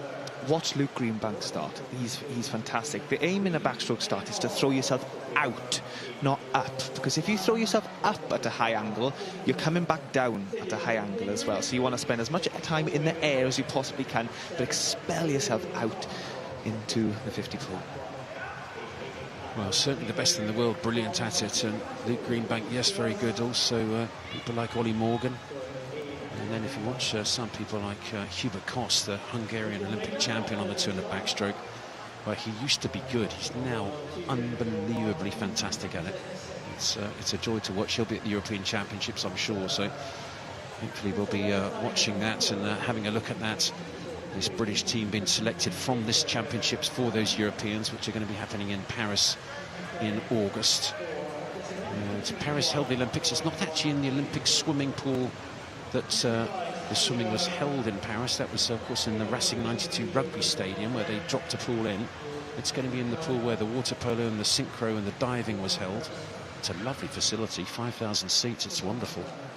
It is, and the swimming in Paris Olympic Games was held in the La Défense Arena, a 20,000-seater stadium. It was amazing.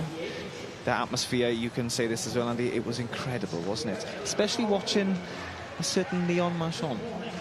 It was 4 gold medals in front of his baying Parisian crowd. Marchand was pretty special. Won the 2 fly and the 2 breaststroke in one session, something that his coach said was pretty much impossible. And Michael Phelps tried it and didn't like it, so stopped doing it. And Marchand said, yeah, I'll have a go. Brilliant. So this heat 4 of 8 of the 200 metres backstroke, and the winner, very good indeed, Mather, really good. Isabel Mather of City of Cambridge, well done, 2:15 off a 2:18 lifetime best. There you go, 3-second lifetime best from Isabel Mather. Well done. That's great. Second was Ellie Hull of Birmingham. There she is, she's smiling as well. Good stuff. B. Jones, third of Hereford. Isabel Mather, 19-year-old, 2:15.7 off a 2:18 lifetime best. And your results of heat 4 of 8. Isabel Mather, 2:15.79. Ellie Hull from the City of Birmingham, 2:19.15, and B. Jones, 2:20.10.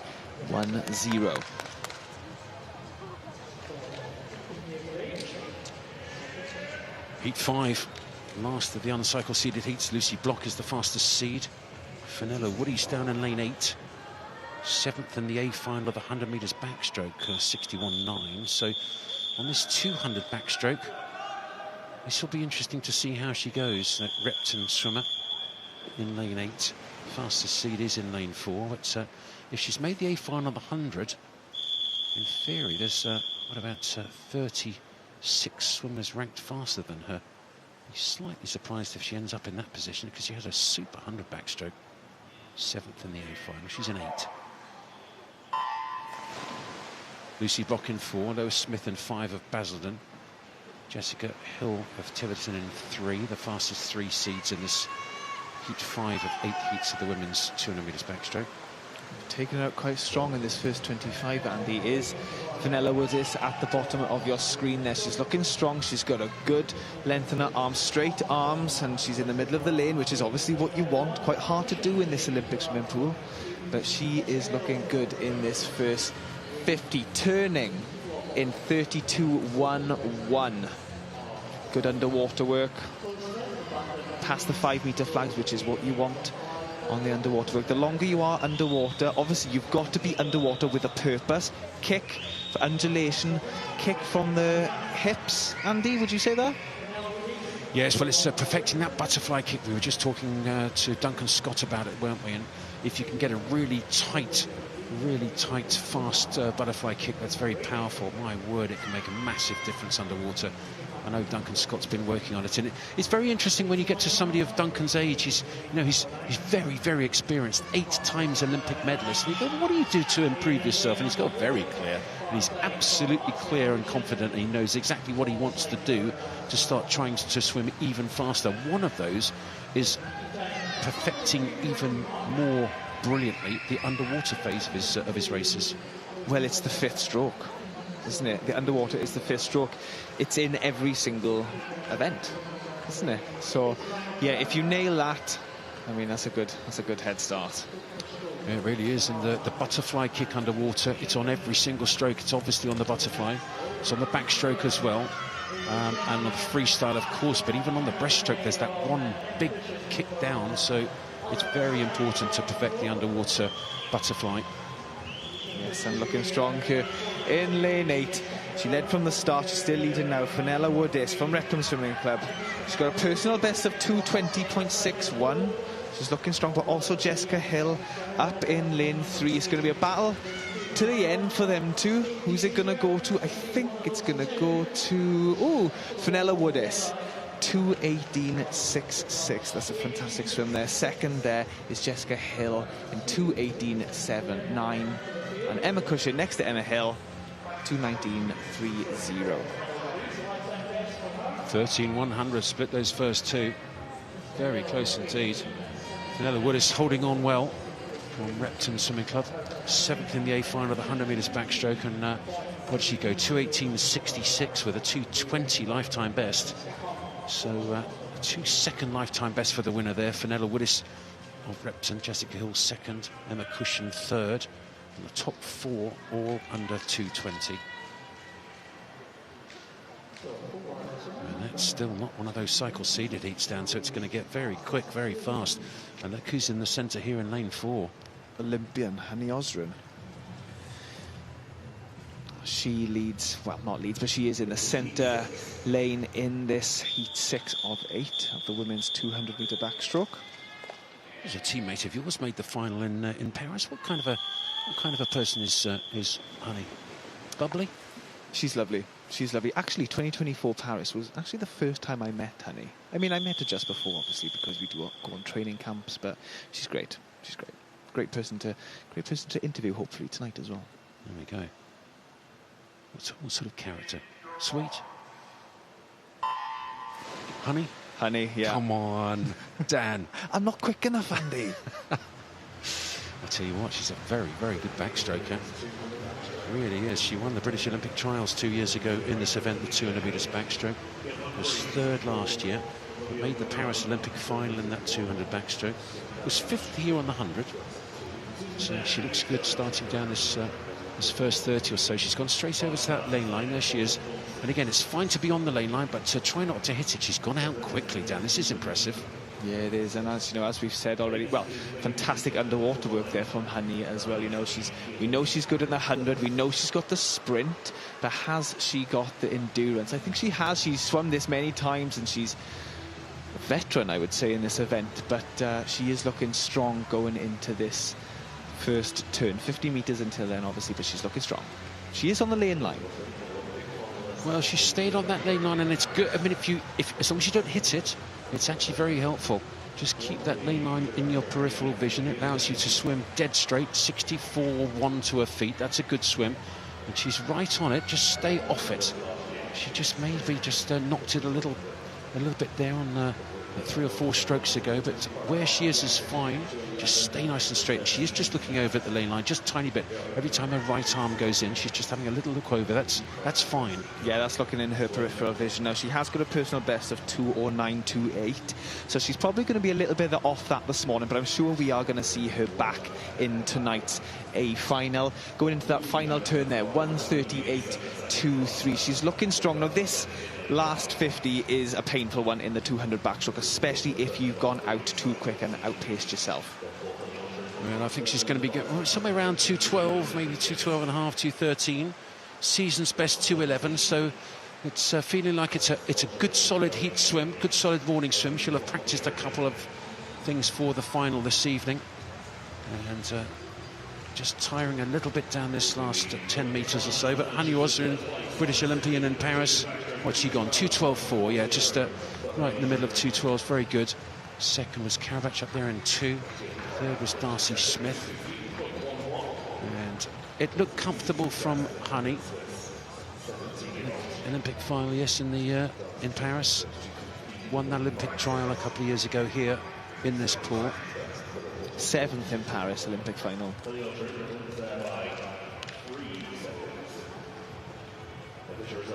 You've commentated on a few 200 backstrokes in your time, Andy, haven't you? Yeah, just 38 years, Dan. Not long at all. I started when I was 2. Well, you know, the British record here is held by Gemma Spothoff in 2009, Rome, Italy, but also the European record was also broken in that same race from Anastasia Vesikova from Russia back in 2009. Could we see that go tonight, do you think? It's a big call. That it's a very, very fast time. Certainly not the European record. I mean, anything's possible. And in the final heat, we got Katie Shanahan, a very good swimmer, very good indeed. But I think she's had a little bit of illness and separately a little bit of an injury. So the two of those together, I'm not sure she's on form to do a British record of 2:06 when her lifetime best is 2:07.4. But it'd be great to see her just consolidate the decent 100 that she had here and see if she can go underneath that consideration time for the Scottish team for the Commonwealth Games and get as close as she can to the European time. So this is heat number 7, and there's been a couple of draws. In fact, in lane 5, Amber Rigg has withdrawn, and also lane 8 as well. So a couple of spare lanes here. Holly McGill will have some clear water next to her in lane 4, University of Stirling student. Amy Jones, third in the junior final in lane number 3, in the 100 metres backstroke, just 16 years old. But great opportunity here for her to come to this wonderful Olympic facility and experience the entire thing. And it's not just the racing, but it's the warm-up, it's the ready room. When you go in the ready room, did you used to enjoy watching the big guys when you were a little chap going in there and watching how the big guys do it? I think I have a different word for that. What is the ready room, Andy? Can you explain that to me, please? It's where you get ready. The ready room, what do you call it? Call room? Call room. Oh. I call it the call room. American? Hey, you want to? I'll see you in the call room. Dan? Hey, Dan. Ready room. You ready? Go. Yeah, I, you know, especially when I was younger, I did like to watch what the other athletes used to do.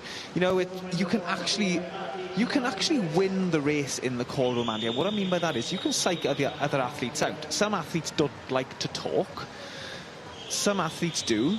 I was one of the athletes that did like to talk because I used to get nervous. Yeah, I know. I used to get nervous, and so I like to chat to everyone. I know. Come on, don't believe it. My competitors must have hated me in call room. No, they loved you. Honest.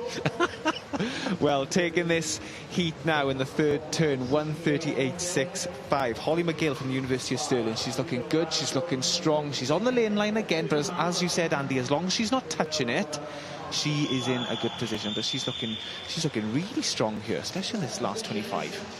Yes, I like her tempo. She just goes tick, tick, tick, keeps on going. Lovely still head.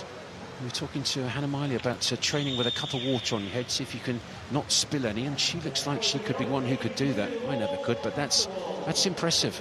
2:12.7, so it's a couple of 2:12s now. The previous heat was one in a 2:12 as well, so it looks like 2:12 and you get a centre lane. Hani Osrin did it in the previous heat, now Holly McGill in this one. So 2:12 wins it, 2:15 was second, that's Amy Jones. And she looks pretty happy with that, I'd say. Job done. Holly McGill of Stirling. Third was Millie Wells of Loughborough University. Looks like it might be a 2:15 making the final. 2:15, 2:16. Well, we've seen her teammate now take lane 4, Katie Shanahan, also University of Stirling. So those two must train together. They know each other's tactics. for Holly McGill, taking that heat there in 2:12.76. Amy Jones in second, and Millie Wells from Loughborough University in third.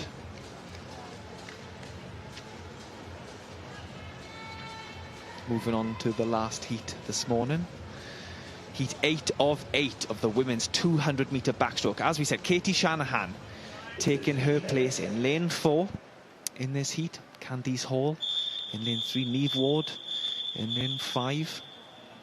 I'm sure we'll be seeing these ladies again this evening in the A finals, B finals, junior finals. They'll all have a second swim.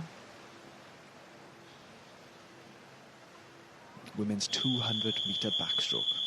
Heat 8 of 8.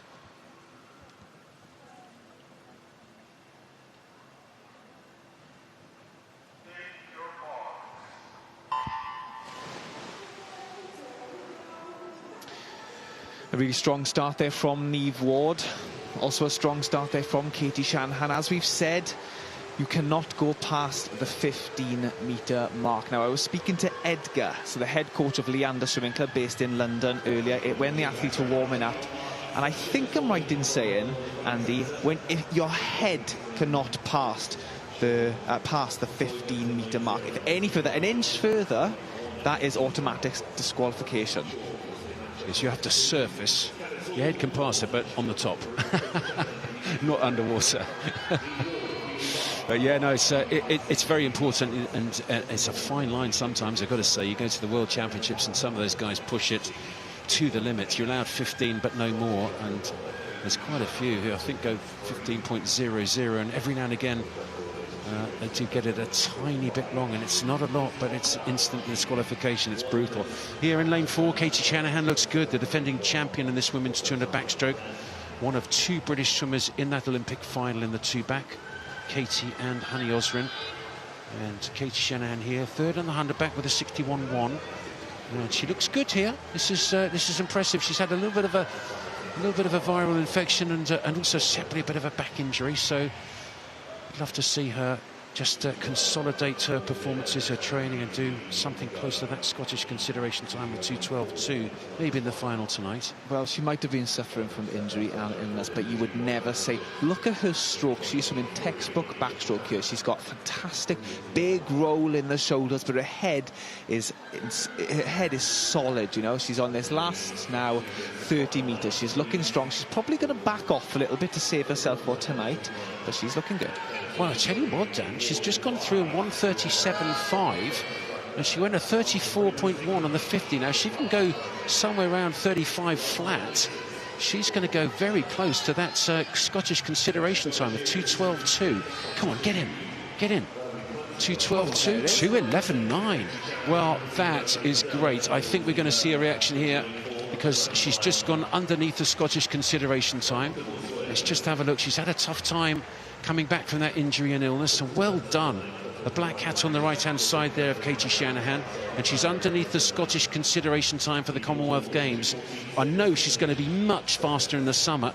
She has had the separate illness and injury, so to come here and have a go. There's a couple of swimmers who have not managed to make it. They have been too sick. I think Tom Dean's got a shoulder muscle tear, so he's not made it.